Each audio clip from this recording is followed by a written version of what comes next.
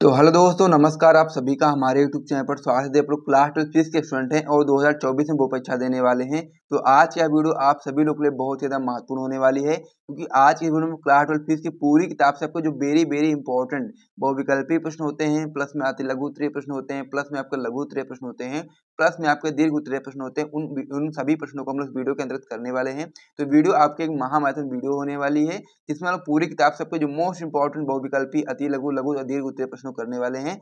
सबसे ज्यादा important video होने वाली है। और यदि आप लोग अपनी क्लास 12 की फिजिक्स में 70 में 70 में बिल्कुल पक्का करना चाहते हो, तो इस वीडियो को आप लोग बिल्कुल भी स्किप मत करिएगा। यदि आप लोगों ने अभी तक कुछ भी नहीं पढ़ा, तो भी आप इस वीडियो को शुरू से लेकर के अंत तक देखिएगा। और यदि आप लोग पहले से पढ़ चुके हो, तो आप इस वीडियो को देख करके रिवीजन कर सकते हैं। तो चलिए वीडियो को स्टार्ट करते हैं। वीडियो को शुरू करने से पहले मैं आपको बताना चाहता हूँ कि ये जो वीडियो होने वाली वेरी इंपॉर्टेंट इसलिए होने वाली, क्योंकि इस वीडियो में जो हम लोग क्वेश्चन करने वाले हैं, ये आपकी बोर्ड परीक्षा में 2010 से लगातार क्वेश्चन जो आपकी बोर्ड परीक्षा में आ रहे हैं, उन्हीं प्रश्नों को यहाँ पर लिया जाएगा। सभी प्रश्न आपके बोर्ड परीक्षा के लिए बहुत ज्यादा महत्वपूर्ण होंगे, इसीलिए आप वीडियो को बिल्कुल भी स्किप मत करिएगा। और साथ में वीडियो को लाइक कर दीजिएगा, चैनल को भी सब्सक्राइब कर दीजिएगा, और साथ में वीडियो को अपने दोस्तों के साथ शेयर भी कर दीजिएगा, ताकि अधिक से अधिक लोग आएँ और इस वीडियो का लाभ उठा पाएं। और साथ ही में इस प्रकार से सारी चीज़ों करने में काफी ज्यादा मेहनत लगती है, काफी ज्यादा समय लगता है। तो इसलिए मैं उम्मीद करता हूँ कि आप लोग वीडियो को जरूर सपोर्ट दिखाओगे और वीडियो को लाइक और चैनल को सब्सक्राइब जरूर कर दोगे।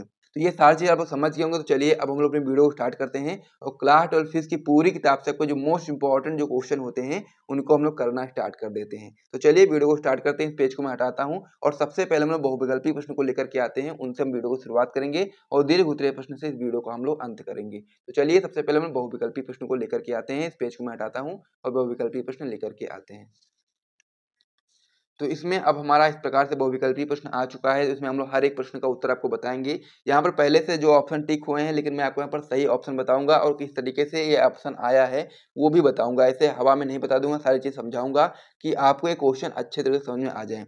जैसा कि इसमें आपका पहला क्वेश्चन दिया गया है कि किसी कुचालक माध्यम का परावैद्युतांक के हो सकता है। तो हम लोग को बताना है किसी कुचालक माध्यम का परावैद्युतांक जो के होता है वो कितना हो सकता है। पहला ऑप्शन इसमें हमको दिया है 6, दूसरा आपका दिया गया -3, तीसरा आपका दिया गया 0 और चौथा आपका दिया गया 0.7।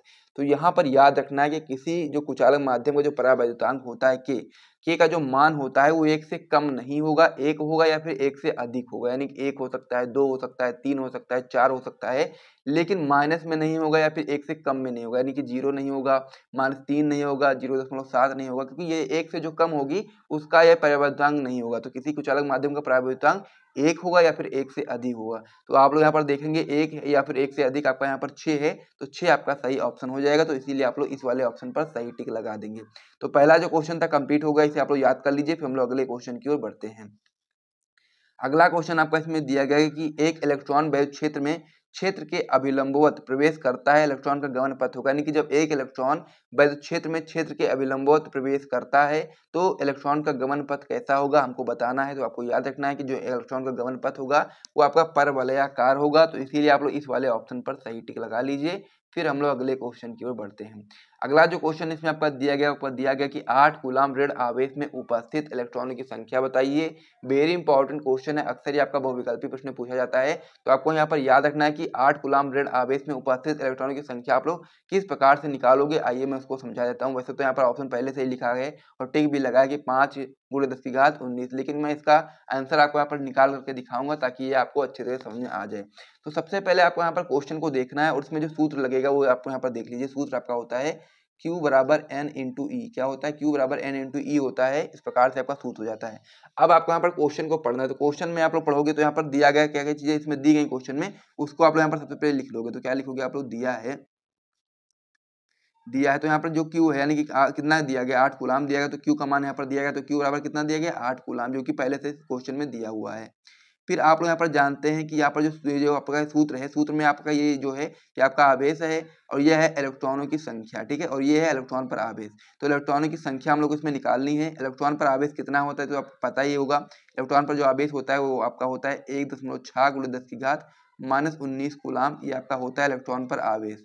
तो यहाँ पर आपको दो चीजें पता है और एक चीज आपको नहीं पता है, वो आपका है यन यानी कि इलेक्ट्रॉनों की संख्या हम लोग को निकालनी है और यन का मान हमको नहीं पता है। तो हम लोग को 8 कूलाम ऋण आवेश में इलेक्ट्रॉनों की संख्या निकालनी है। तो ये आपका जो सूत्र होगा ये इस प्रकार से हो जाएगा। n बराबर आपका हो जाएगा Q अपान में E, क्योंकि आपका जो E होगा ये आपका इस साइड आ जाएगा और N आपका इधर आ जाएगा, क्योंकि N की संख्या हम लोग को निकालनी है, मतलब कि N इलेक्ट्रॉन की संख्या हम लोग को निकालनी है। तो यहाँ पर आप देखो Q कितना है, तो Q आपका 8 कूलाम है, तो यहाँ पर आप लोग लिख दो 8 कूलाम बटे में आपका कितना देगा E का मान कितना है, E का मान आपका इतना है 1.6 × 10 की घात -19 कूलाम। ठीक है, इस प्रकार से आपका हो गया। अब यहाँ पर आप ध्यान दोगे, यहाँ पर आपका माइनस हटेगा, यहाँ पर जीरो बढ़ेगा, तो यहाँ पर हो जाएगा, फिर ये 16 को हम लोग 80 काटेंगे, फिर आपका हो जाएगा 16×5 यानी कि ऊपर 5 आ जाएगा। फिर इस प्रकार से आपका हो जाएगा 5 बटे में आपका हो जाएगा 10 की घात -19। अब ये क्या होगा, ये जो 10 की घात -19 है ऊपर चला जाएगा, तो आपका हो जाएगा 5 × 10 की घात 19 हो जाएगा, क्योंकि जब ऊपर जाएगा तो जब माइनस में वो प्लस में हो जाएगा। तो यही निकल करके आ जाएगा 5 × 10 की घात 19 कूलाम। ये आपका सही ऑप्शन हो जाएगा, यानी कि जो 8 कूलाम ऋण आवेश होता है उसमें जो इलेक्ट्रॉनों की संख्या होती है वो की होती है 5 × 10 की घात 19 कूलाम। तो इस प्रकार से इसे आप लोग याद कर सकते हो और इसे आप लोग समझ भी गए होंगे कि किस प्रकार से आपको अपनी कॉपी में इसको करना है। तो चलिए अब हम लोग अपने अगले क्वेश्चन की ओर बढ़ते हैं। अगला क्वेश्चन आपका इसमें दिया गया है वैद्युत विभव का मात्रक। तो वैद्युत विभव का मात्रक निकालने के लिए मैंने आपको पहले ही बताया है कि किसी भी चीज का अगर आप मात्रक निकालना चाहते हो उसका सूत्र आपको यहाँ पर याद होना चाहिए। तो सूत्र क्या होता है वैद्युत विभव का, आइए देख लेते हैं। सूत्र आपका होता है B बराबर W अपान में Q होता है। क्या होता है, B बराबर W अपान में Q होता है, जहाँ पर W आपका होता है कार्य और Q यानी कि कूलाम यानी आवेश होता है। Q क्या होता है, आवेश होता है। W आपका कार्य होता है और Q आपका आवेश होता है। जो कार्य होता है, कार्य का मात्रक आपका जूल हो जाता है, और जो आवेश होता है, आवेश का मात्रक आपका कूलाम हो जाता है। तो इस प्रकार से आप लोग बता सकते हैं कि जो V यानी कि वैद्युत विभव होता है, वैद्युत विभव का जो मात्रक होता है जूल अपान में कूलाम होता है। इसीलिए आप लोग इस वाले ऑप्शन पर सही टिक लगा लीजिए। ये क्वेश्चन भी आपका कंप्लीट हो गया, इसे आप लोग याद कर लीजिए और साथ ही में समझ लीजिए। आपको याद करने की आवश्यकता नहीं पड़ेगी, अगर आपको सूत्र याद होगा तो आप लोग आराम से निकाल ले जाओगे। अब इसमें हमारा अगला क्वेश्चन दिया गया कि एक इलेक्ट्रॉन वोल्ट का ऊर्जा मान है। तो जो एक इलेक्ट्रॉन वोल्ट का जो ऊर्जा मान होता है उसका होता है 1.6 × 10 की घात -19 जूल। और इसको आप लोग याद कर लीजिए अच्छे तरीके से। ये क्वेश्चन आपके बोर्ड परीक्षा में अक्सर आ जाता है कि एक इलेक्ट्रॉन कह सकते हैं एक इलेक्ट्रॉन वोल्ट का ऊर्जा मान कितना होता है। तो इसे आप लोग याद कर लीजिए, क्वेश्चन आपके बोर्ड परीक्षा में ऐसे ही आ जाएगा, सेम टू सेम, इसमें कोई भी चेंज नहीं होगा और इसे आप लोग आराम से बता लोगे अगर आपको ये याद होगा। अब हम लोग इसमें अगले क्वेश्चन की ओर बढ़ते हैं। अगला क्वेश्चन आपका इसमें दिया गया कि चांदी का परावैद्युतांक K होता है। तो जो चांदी का परावैद्युतांक K होता है वो बराबर होता है अनंत के। ठीक है, इस प्रकार से आपको यहाँ पर याद रखना है कि जो चांदी का परावैद्युतांक होता है वो अनंत होता है। तो इसे भी आप लोग याद कर लीजिए। फिर हम लोग अगले पेज पर बढ़ते हैं और इंपॉर्टेंट प्रश्नों को देखते हैं। इसको एक बार आप लोग रिवाइज कर लीजिए, अगर आप रिवाइज करना चाहो तो। उसके बाद फिर हम लोग अगले पेज पर बढ़ते हैं और भी प्रश्नों को देखना है अभी हम लोग को। ठीक है, अब इसमें हमारा अगला क्वेश्चन क्या हो जाता है ये उसको देख लेते हैं। अगला क्वेश्चन आपका इसमें दिया गया है कि वैद्युत चुम्बकीय तरंगे उत्पन्न होती हैं। तो किसके द्वारा उत्पन्न होती है वो चीज हमको बताना है। तो आपको यहाँ पर याद रखना है कि वैद्युत चुम्बकीय तरंगे आपकी त्वरित आवेश द्वारा उत्पन्न होती हैं। इसीलिए आपको ये चीज याद कर लेना, साथ ही में कमेंट बॉक्स में कमेंट कर दीजिएगा कि वैद्युत चुम्बकीय तरंगे त्वरित आवेश द्वारा उत्पन्न होती है, ताकि ये क्वेश्चन आपको अच्छे तरीके से रट जाए। अगला क्वेश्चन आपका इसमें दिया गया कि वैद्युत चुम्बकीय तरंगों की प्रकृति होती है कैसी होती है, हमको बताना है। ये भी आपका वेरी इंपॉर्टेंट क्वेश्चन है कि वैद्युत चुम्बकीय तरंगों की प्रकृति कैसी होती है। तो बता सकते हैं कि वैद्युत चुम्बकीय तरंगों की प्रकृति अनुप्रस्थ होती है, इसीलिए आप लोग इस वाले ऑप्शन पर सही टिक लगा लेंगे। अगला क्वेश्चन आपका इसमें दिया गया कि सबसे बड़ी तरंग दैर्ध्य की वैद्युत चुम्बकीय तरंगे, यानी कि जो सबसे बड़ी तरंग दैर्ध्य की वैद्युत चुम्बकीय तरंगे हैं, कौन सी तरंग है वो जो सबसे बड़ी तरंग दैर्ध्य की है। तो आप बता सकते हैं रेडियो तरंगी। और ये आप लोग याद कर लीजिए, वेरी इंपॉर्टेंट है। कमेंट जरूर कर दीजिएगा इस क्वेश्चन का आंसर, ये आपका बहुत ही महत्वपूर्ण है, आपके बोर्ड परीक्षा में एज इट इज आ सकता है कि सबसे बड़ी तरंग दैर्ध्य की वैद्युत चुम्बकीय तरंगे हैं। तो आप बता सकते हैं रेडियो तरंगे। तो इसे आप लोग याद कर लीजिए। फिर हम लोग अगले क्वेश्चन की ओर बढ़ते हैं। अगला क्वेश्चन आपका इसमें दिया गया कि निम्नलिखित में से कौन सी वैद्युत चुम्बकीय तरंग नहीं है। तो इसमें से हमको बताना है कौन सी वैद्युत चुम्बकीय तरंग नहीं है। तो इसमें आपको ऑप्शन को देखना है और आप बता सकते हैं कि जो आपका अल्फा किरणें होती हैं ये वैद्युत चुम्बकीय तरंग नहीं है। तो इसे भी आप लोग याद कर लीजिए। फिर हम लोग अगले क्वेश्चन की ओर बढ़ते हैं।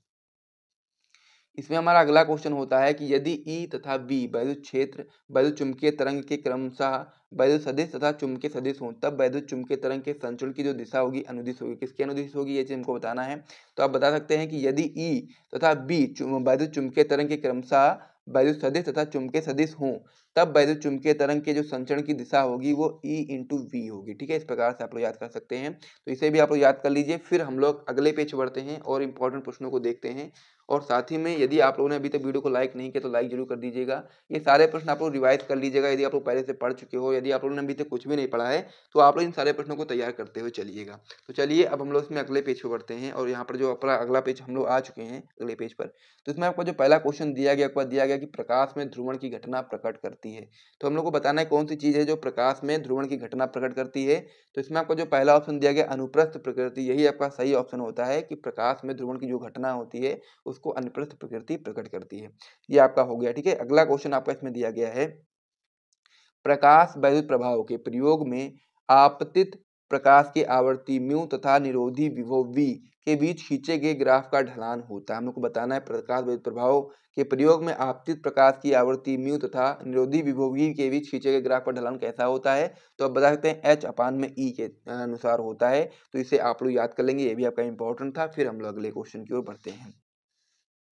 अगला क्वेश्चन आपका इसमें दिया गया कि प्रकाश इलेक्ट्रॉनों के लिए निरोधी विभव निर्भर करता है, यानी कि प्रकाश इलेक्ट्रॉनों के लिए निरोधी विभव जो होता है वो किस पर निर्भर करता है। तो आप याद रखेंगे कि प्रकाश इलेक्ट्रॉनों के लिए निरोधी विभव आपतित प्रकाश की आवृत्ति एवं कैथोड के पदार्थ पर निर्भर करता है।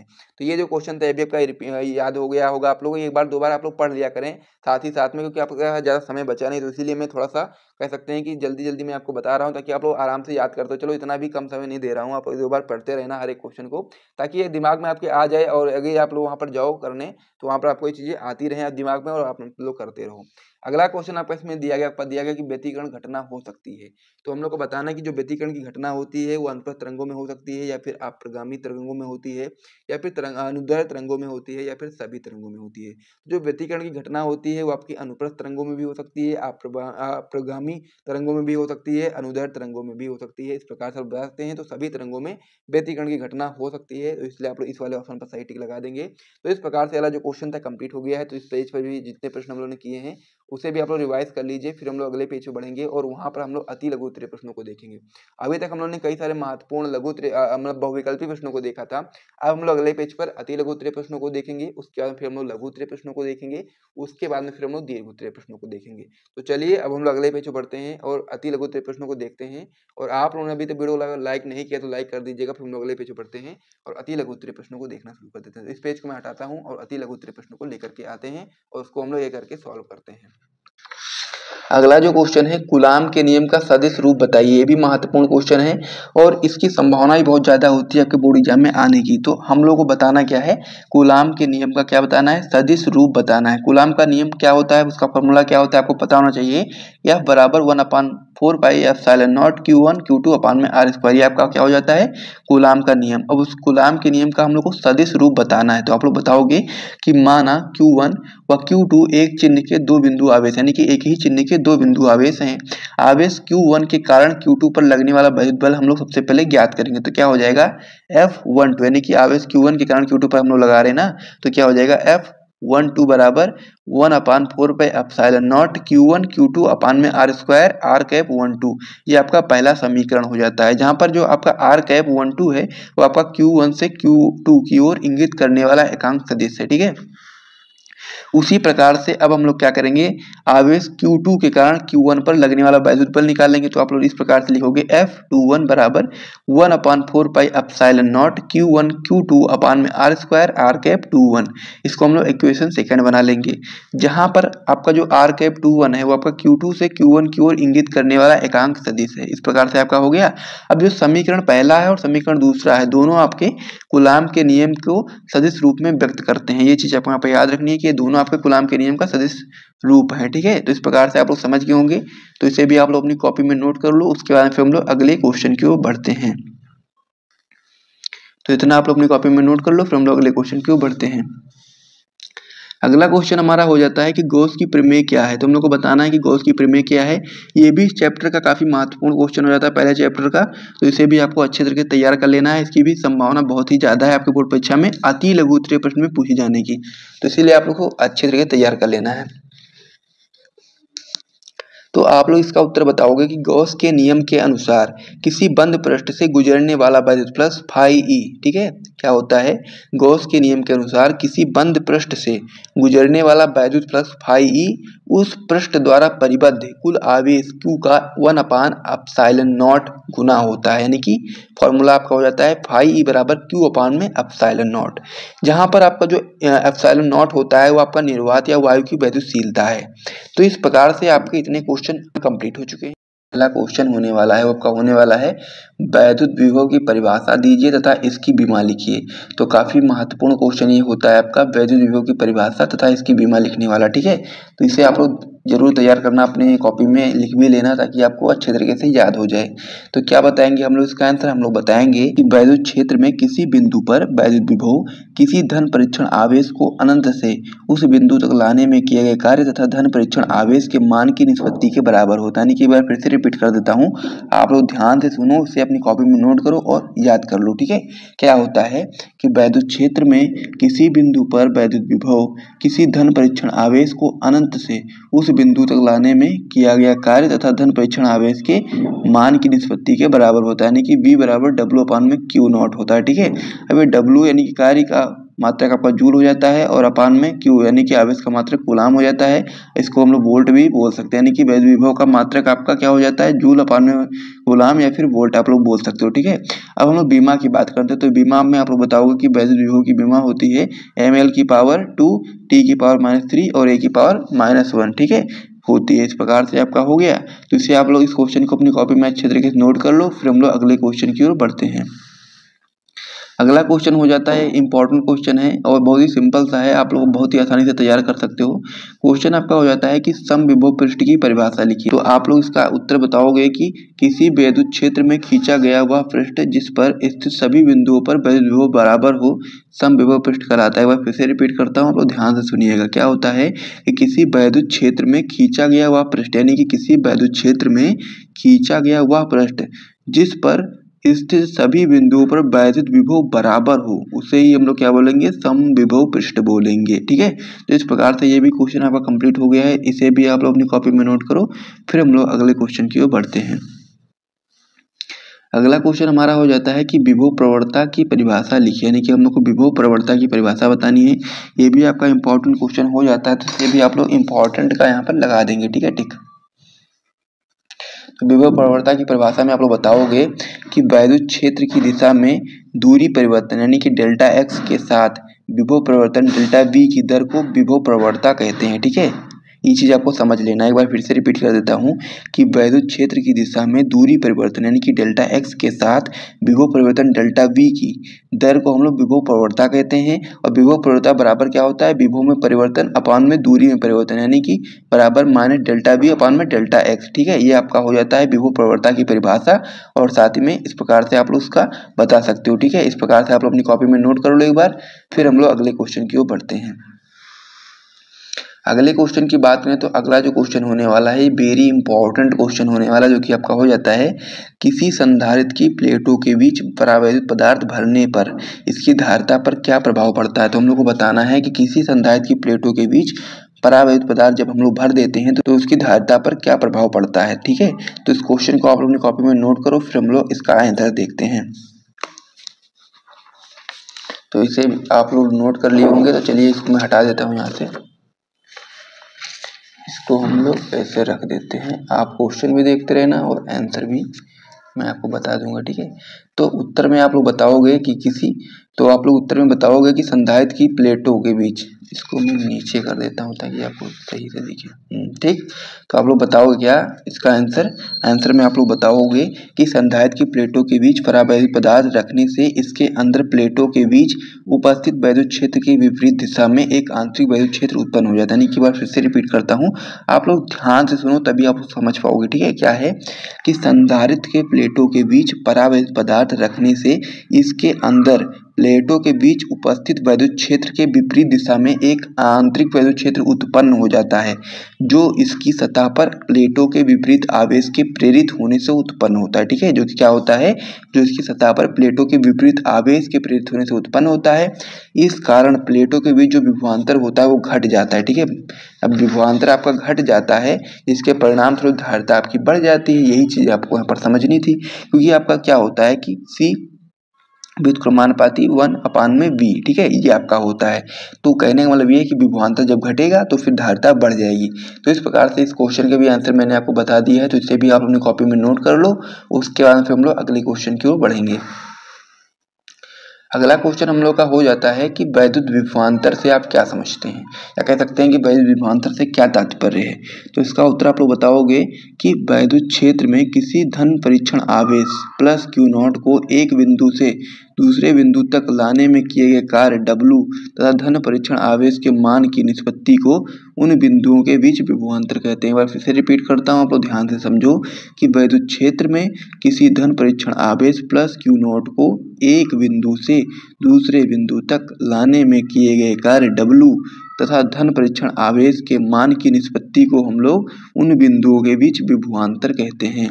आगे आप लोग बताओगे कि यह एक अदिश राशि है, यानी कि विभवांतर एक अदिश राशि है। यदि किसी धन परीक्षण आवेश क्यू नॉट को वैद्युत क्षेत्र के किसी बिंदु B से बिंदु A तक ले जाने में किया गया कार्य W हो तो बिंदुओं A तथा B के बीच विभवांतर आपका हो जाएगा BA माइनस BB बराबर W अपान में क्यू नॉट। ठीक है, तो इस प्रकार से वैद्युत विभवांतर हो गया। और वैद्युत विभवांतर के बारे में आप लोग याद कर लो, क्योंकि आपका अति लघु के साथ साथ में लघु उत्तरीय में पूछा जा सकता है, तो इसीलिए आप लोग इस क्वेश्चन को अच्छे तरीके से तैयार कर लो। ठीक है, इसमें हमारा अगला क्वेश्चन हो जाता है कि अनओमीय प्रतिरोध से आप क्या समझते हैं।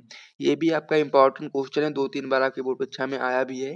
तो इसका उत्तर आप लोग बताओगे कि वह प्रतिरोध जो ओम के नियम का पूर्णतया पालन नहीं करते हैं उन्हें हम लोग अनओमीय प्रतिरोध कहते हैं। सिंपल सी परिभाषा है, आप लोग फिर से मैं रिपीट करता हूँ, आप लोग बताओगे कि वह प्रतिरोध जो ओम के नियम का पूर्णतया पालन नहीं करते हैं उन्हें हम लोग अनओमीय प्रतिरोध कहते हैं।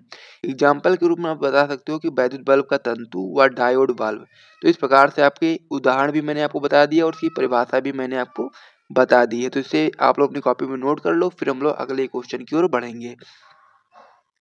अगला क्वेश्चन हमारा हो जाता है कि आवेश की गतिशीलता से आप क्या समझते हैं। ये भी आपका इम्पोर्टेंट क्वेश्चन होता है। ठीक है,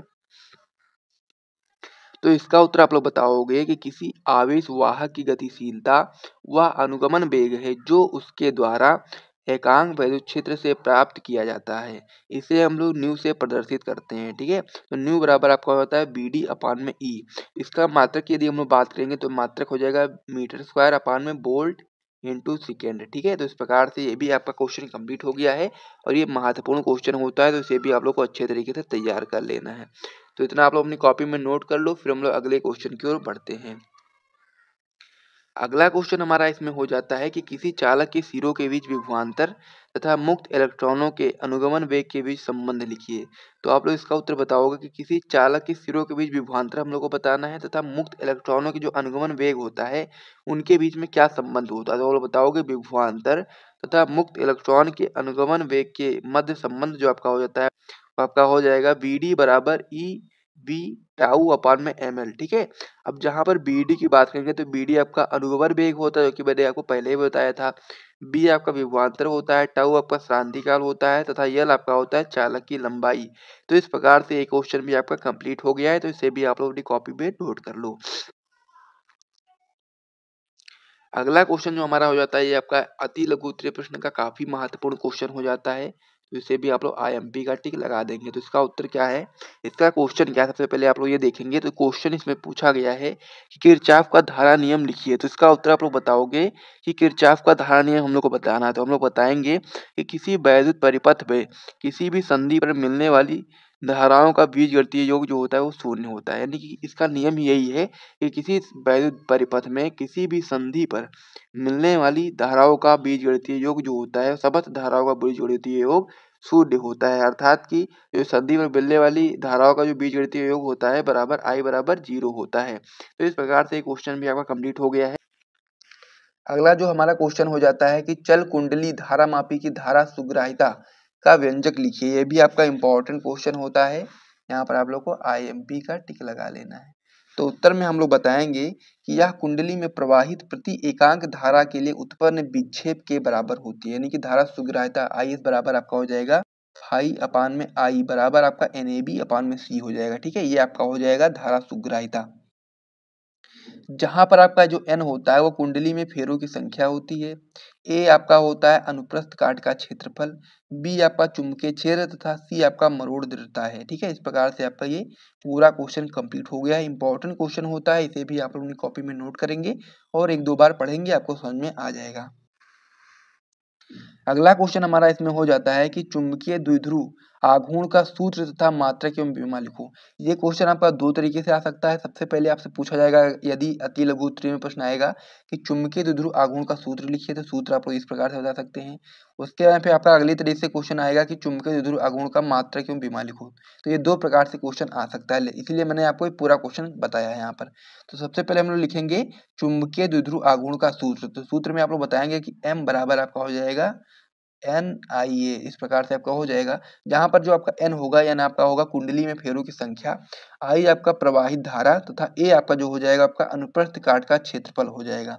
और वहीं पर इसकी मात्रक की यदि हम लोग बात करेंगे तो मात्रक आपका हो जाएगा एम्पियर इंटू मीटर स्क्वायर, और बीमा की यदि हम लोग बात करेंगे तो बीमा आपका हो जाएगा L स्क्वायर A। तो इस प्रकार से ये क्वेश्चन आपका कंप्लीट हो गया है। इसे भी आप लोग अपनी कॉपी में नोट करेंगे। उसके बाद हम लोग अगले क्वेश्चन की ओर बढ़ते हैं। अगला क्वेश्चन हमारा इसमें हो जाता है कि चुंबकीय द्विध्रुव के अक्षीय बिंदु पर चुंबकीय क्षेत्र की तीव्रता का व्यंजक लिखिए। ठीक है, तो इसका उत्तर हम लोग को बताना है कि अक्षीय स्थिति में, यानी कि चुंबकीय द्विध्रुव के अक्षीय बिंदु पर चुंबकीय क्षेत्र की तीव्रता का व्यंजक हम लोग को बताना है। तो इसमें हम लोग बताएंगे कि अक्षीय स्थिति में चुंबकीय बल क्षेत्र B बराबर आपका हो जाएगा 10⁻⁷ 2m अपान में r3। ये आपका हो जाएगा न्यूटन अपान में मीटर एम्पियर मीटर। इस प्रकार से आपका एक क्वेश्चन हो जाएगा, जहां पर m जो आपका होता है आपका हो जाता है चुंबक का चुंबकीय आघूर्ण, और साथ ही में जो आपका r होता है आपका r हो जाएगा चुंबक के केंद्र से वह दूरी जहां पर चुंबकीय क्षेत्र B है। तो इस प्रकार से ये क्वेश्चन भी आपका इंपॉर्टेंट था, ये भी कंप्लीट हो गया है, जिसे भी आप अपनी कॉपी में नोट करेंगे। उसके बाद फिर हम लोग अगले क्वेश्चन की ओर बढ़ेंगे। इसमें जो हमारा अगला क्वेश्चन हो जाता है ये भी आपका बहुत ही महत्वपूर्ण क्वेश्चन हो जाता है, तो इसीलिए आप लोग यहाँ पर भी वेरी वेरी इंपॉर्टेंट का टिक लगा देंगे। तो क्वेश्चन आपका हो जाता है कि लंबी धारावाही परिनालिका के भीतरी अक्ष पर स्थित बिंदु पर चुंबकीय बल क्षेत्र का सूत्र लिखिए। तो चुंबकीय बल क्षेत्र का सूत्र हम लोग को बताना है। तो आप लोग बताएंगे चुंबकीय क्षेत्र B बराबर का हो जाएगा म्यू नॉट NI अपान में L। ठीक है, तो जो आपका NL है, ठीक है, N अपान में जो L है इसकी जगह पर हम लोग स्मॉल n लिखेंगे इस प्रकार से। तो यहाँ पर आपका बचेगा क्या, म्यू नॉट NI हो जाएगा, क्योंकि हम लोग क्या कर रहे हैं कि जो N अपान में L है इसकी जगह पर हम लोग N लिख देंगे, केवल स्मॉल n लिख देंगे। तो ये आपका हो जाएगा न्यूटन अपान में एम्पियर मीटर। और यहाँ पर आप लोग बता सकते हैं कि जो n बराबर n अपान में L है, ये आपका परिनालिका के प्रति मीटर लंबाई में फेरों की संख्या है। तो इस प्रकार से ये क्वेश्चन भी आपका कंप्लीट हो जाता है। चलिए अब हम लोग अगले पेज पे बढ़ते हैं और वहाँ पर हम लोग लघु उत्तरीय प्रश्नों को देखने वाले हैं। तो चलिए लघु उत्तरीय प्रश्नों को देख लेते हैं। पहला क्वेश्चन है वो आपका हो जाता है कूलाम का वैद्युत बल संबंधी नियम लिखिए। ठीक है, क्या बताना है हम लोग को कि कूलाम का वैद्युत बल संबंधी नियम लिखिए। तो इसका उत्तर आप लोग बताओगे। बहुत ही सिंपल सा क्वेश्चन है, लेकिन ये आपका बहुत ही महत्वपूर्ण क्वेश्चन है, क्योंकि इसकी संभावना है आपके बोर्ड परीक्षा में आने की। तो इसीलिए सबसे पहले आप लोग क्या लगाएंगे यहाँ पर IMP का टिक। ये चीज़ आपको जरूर लगा लेना है, ताकि आपको पता होना चाहिए कौन कौन सा क्वेश्चन आपके लिए बहुत ही महत्वपूर्ण है। तो यहाँ पर आप लोग IMP का टिक लगा लेंगे। उसके बाद में फिर इसका उत्तर आप लोग बताओगे कि कूलाम के नियम के अनुसार दो स्थिर बिंदु आवेशों के मध्य कार्यरत बल आवेशों Q1 व Q2 के गुणनफल के अनुक्रमानुपाती तथा उनके मध्य दूरी r के वर्ग के व्युत्क्रमानुपाती होता है। ये चीज़ आपको यहाँ पर समझना है। कैसे समझेंगे, चित्र के माध्यम से आप लोग समझेंगे। सबसे पहले आप लोग देखेंगे कि जो आपका कूलाम का नियम होता है उसके अनुसार जो आपके दो स्थिर बिंदु आवेश होते हैं, जैसे कि मान लीजिए Q1 है और Q2 है, कैसे हैं आपके दो स्थिर बिंदु आवेश हैं। अब इनके मध्य में जो कार्यरत बल है, कार्यरत बल जो आपका है वो आपका आवेश, यानी कि आवेश कौन सा है, Q1 है और Q2 है, के गुणनफल, यानी कि इन दोनों का गुणन कर देंगे और उसके गुणनफल के अनुक्रमानुपाती होता है, जो कि आपका कार्यरत बल होता है। ठीक है, उसके यहाँ फिर इसके मध्य की दूरी की बात करेंगे तो दूरी आपकी कितनी है, Q1 से Q2 की दूरी कितनी है, r है ना। तो इसके मध्य की जो दूरी है r के वर्ग के व्युत्क्रमानुपाती होता है। ठीक है, ये चीज आपको यहाँ पर याद रखना है। तो यहाँ पर आप लोग देखेंगे f अनुक्रमानुपाती Q1 Q2, ये चीज यहाँ पर बताया गया था कि आवेशों Q1 व Q2 के गुणनफल के अनुक्रमानुपाती होता है, यानी कि f अनुक्रमानुपाती Q1 Q2। इसको हम लोग समीकरण 1 बना लेंगे। फिर आगे आप लोग बताएंगे इसमें क्या लिखा है कि उनके मध्य दूरी r के वर्ग के व्युत्क्रमानुपाती, यानी कि इसकी जो दूरी कितनी है r है, तो इसका हम लोग वर्ग कर देंगे के व्युत्क्रमानुपाती होता है, यानी कि f व्युत्क्रमानुपाती 1/r²। ये आपका हो जाएगा सेकेंड समीकरण। अब इस दोनों समीकरण को जब हम लोग संयुक्त कर देंगे तो फिर आपका कूलाम का नियम निकल करके आ जाएगा इस प्रकार से। ठीक है, तो इसमें जब हम लोग क्या बताएंगे कि समीकरण को संयुक्त करने पर क्या हो जाएगा आपका f अनुक्रमानुपाती Q1 Q2 अपान में r²। अब ये जो आपका अनुक्रमानुपाती, इसका जब चिन्ह हटेगा तो यहाँ पर क्या आ जाएगा, नियतांक आ जाएगा। तो क्या हो जाएगा सूत्र आपका f बराबर 1/4 pi epsilon not Q1 Q2 अपान में R स्क्वायर, यही आपका कूलाम का नियम होता है और इसे आपको अच्छे तरीके से तैयार कर लेना है और ये सारे प्रश्नों को अच्छे तरीके से समझ लेना है। यानी कि इस क्वेश्चन में जो चीज़ें आपको मैंने उत्तर में बताई हैं सारी चीज़ों को आप लोग नोट कर लेना है और यदि आपके बोर्ड परीक्षा में क्वेश्चन आता है तो आपको इतना ही कर देना है, आपको पूरे मार्क्स मिल जाएंगे। अब यहाँ पर जो आपका है 1/4 इसकी जगह आप लिखना चाहो तो लिख सकते हो 9 × 10⁻9, यानी कि कैसे लिख सकते हो आप लोग, मैं आपको यहाँ पर बता देता हूँ। ठीक है, पेज में ले लेता हूँ सबसे पहले।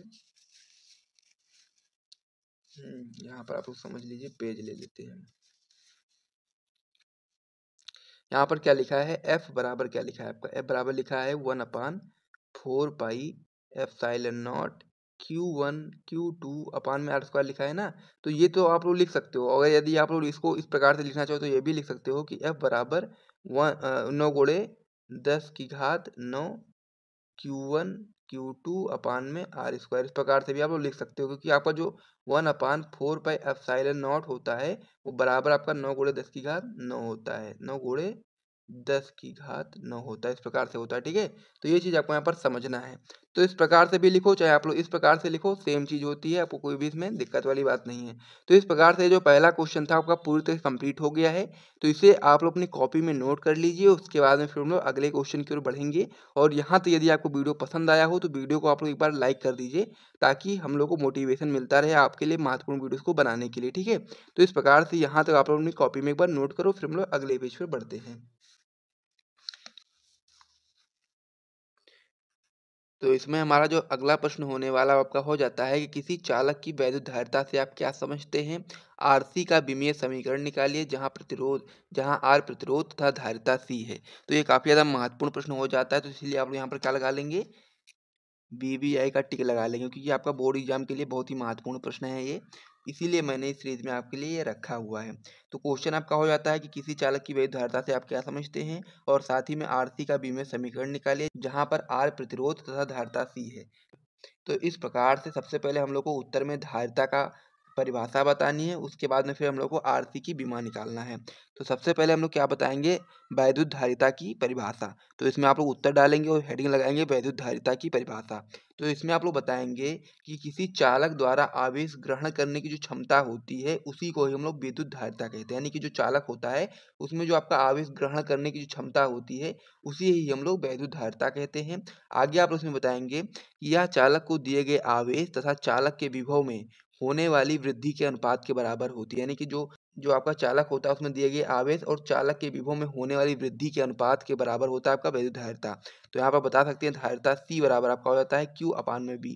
Q यहाँ पर आपका होता है आवेश और B आपका होता है विभव में वृद्धि। तो इस प्रकार से आपका ये वैद्युत धारिता का परिभाषा हो जाती है और साथ ही में ये आपका सूत्र हो जाता है। तो आप लोग सबसे पहले परिभाषा को नोट करो, उसके बाद फिर सूत्र को नोट करो, उसके बाद में फिर हम लोग आरसी की विमा देखते हैं।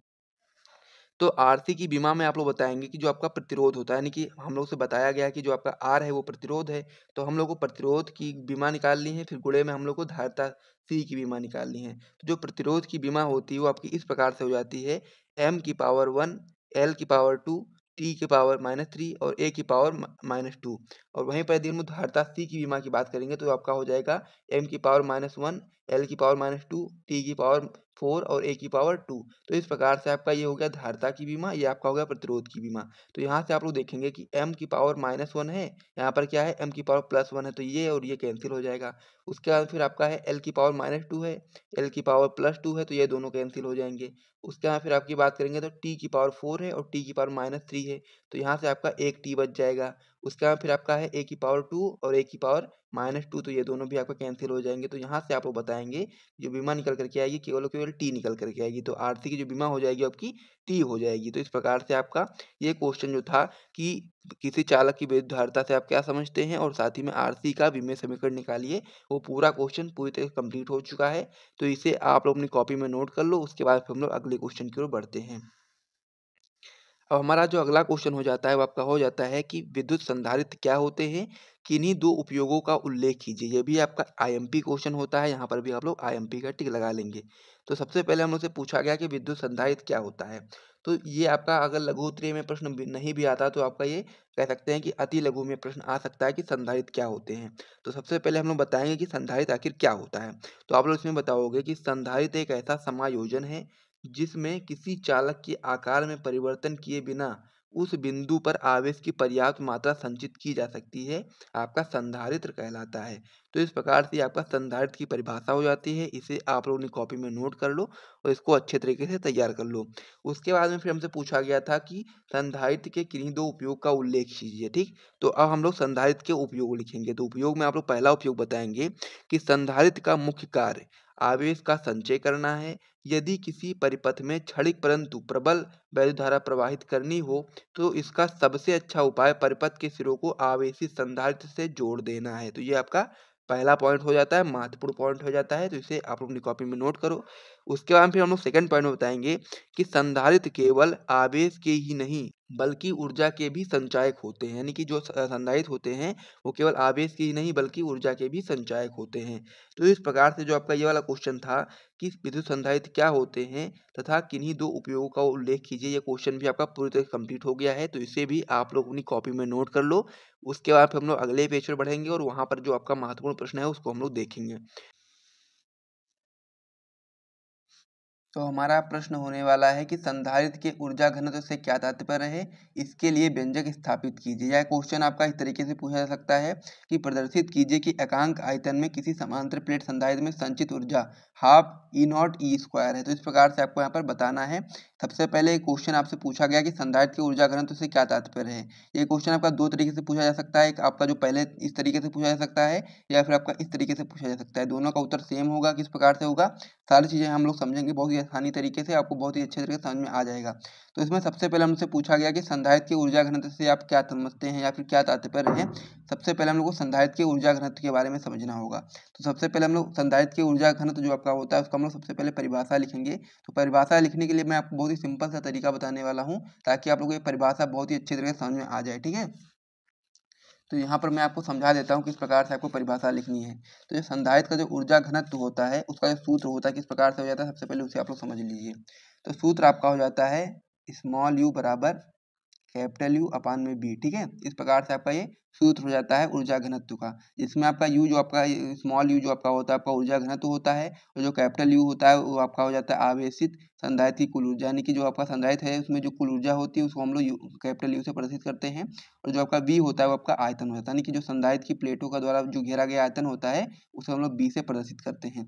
तो यदि हम लोग यहाँ पर क्या करें, जो बी है यानी कि जो आपका बी है यानी कि आयतन को यदि हम लोग एकांक यानी कि एक मान लें तो फिर इसका सूत्र तो फिर इसकी परिभाषा किस प्रकार से हो जाएगी। तो आप लोग परिभाषा में बताएंगे कि एकांक आयतन में संचित ऊर्जा को ही हम लोग संधारित्र का ऊर्जा घनत्व कहते हैं। इस प्रकार से आप लोग बता सकते हो ये आपका क्या होगा, जो आपका बी है यानी कि जो आयतन उसको हम लोग यदि एक कर देंगे तो फिर क्या हो जाएगा आपका परिभाषा यहाँ से। तो आप लोग बताओगे कि एकांक आयतन में संचित ऊर्जा को ही हम लोग क्या बोलते हैं, संधारित्र का ऊर्जा घनत्व बोलते हैं। तो इस प्रकार से आपका ये सूत्र होता है और परिभाषा में आप लोग इस प्रकार से बता सकते हो कि संधारित्र की प्लेटों द्वारा घेरे गए माध्यम के एकांक आयतन में संचित ऊर्जा को ही हम लोग संधारित्र का ऊर्जा घनत्व कहते हैं। और ऊर्जा घनत्व का सूत्र आपका हो जाता है, इसकी मैंने आपको बताया भी था, स्मॉल यू बराबर आपका होता है आवेशित संधारित्र की कुल ऊर्जा अपान में क्या होता है आपका संधारित्र की प्लेटों के द्वारा घेरा गया आयतन। तो इसको हम लोग इस प्रकार से देख सकते हैं कि यू बराबर कैपिटल यू अपान में बी। इसको हम लोग समीकरण एक बना देंगे। उसके बाद हम लोग अगले पेज पे बढ़ेंगे और इस क्वेश्चन को हम लोग पूरी तरह कंप्लीट करेंगे क्योंकि हम लोग को इसका व्यंजक भी यहाँ पर निकालना है। तो चलिए अब हम लोग आगे बढ़ते हैं और जो आपका ये है इसका हम लोग को प्रूफ निकाल करके देना है। जो आपका होता है half E not E square को हम लोग को प्रूफ करके देना है। तो इस प्रकार से सबसे पहले आप इतना नोट कर लीजिए, फिर हम लोग अगले पेज पे बढ़ते हैं और वहाँ इस क्वेश्चन को पूरी तरह कंप्लीट करते हैं। तो यहाँ तक हम लोगों ने संधारित्र का जो ऊर्जा घनत्व होता है उसे हम लोगों ने समझ लिया है। अब हमारी बारी है इसका व्यंजक ज्ञात करने के लिए। तो व्यंजक आइए हम लोग देखते हैं। तो हमने पढ़ा था कि जो आपका समांतर प्लेट संधारित्र है, यदि हम लोग उसकी बात करें तो इसमें आप लोग सबसे पहले बताएंगे कि यदि आपका जो समांतर प्लेट संधारित्र है उसके प्लेटों का जो क्षेत्रफल है यदि आपका ए है तथा परावैद्युत माध्यम का परावैद्युतांक के है वह प्लेटों के बीच की दूरी डी हो तो संधारित्र की धारिता कितनी हो जाती है। तो संधारित्र की धारिता आपको हो जाती है सी बराबर के एप्सिलॉन नॉट ए अपान में डी। ये सूत्र आपका होता है तो इसे आपको अच्छे से समझ लेना क्योंकि इस सूत्र से ही हम लोग आगे बढ़ेंगे और सूत्र की मदद से ही हम लोग पूरा सॉल्व करेंगे, व्यंजक निकालेंगे। तो इतना आपको समझ लेना है कि यदि समांतर प्लेट संधारित्र के जो प्लेट है उनका क्षेत्रफल यदि ए हो और साथ ही में उनके परावैद्युत माध्यम का परावैद्युतांक के हो और प्लेटों के बीच की दूरी कितनी हो डी हो तो संधारित्र की धारिता का सूत्र आपका हो जाता है सी बराबर के एप्सिलॉन नॉट ए अपान में डी। तो इस प्रकार से आपको इतना समझ लेना है। उसके बाद हम लोग आगे बढ़ेंगे।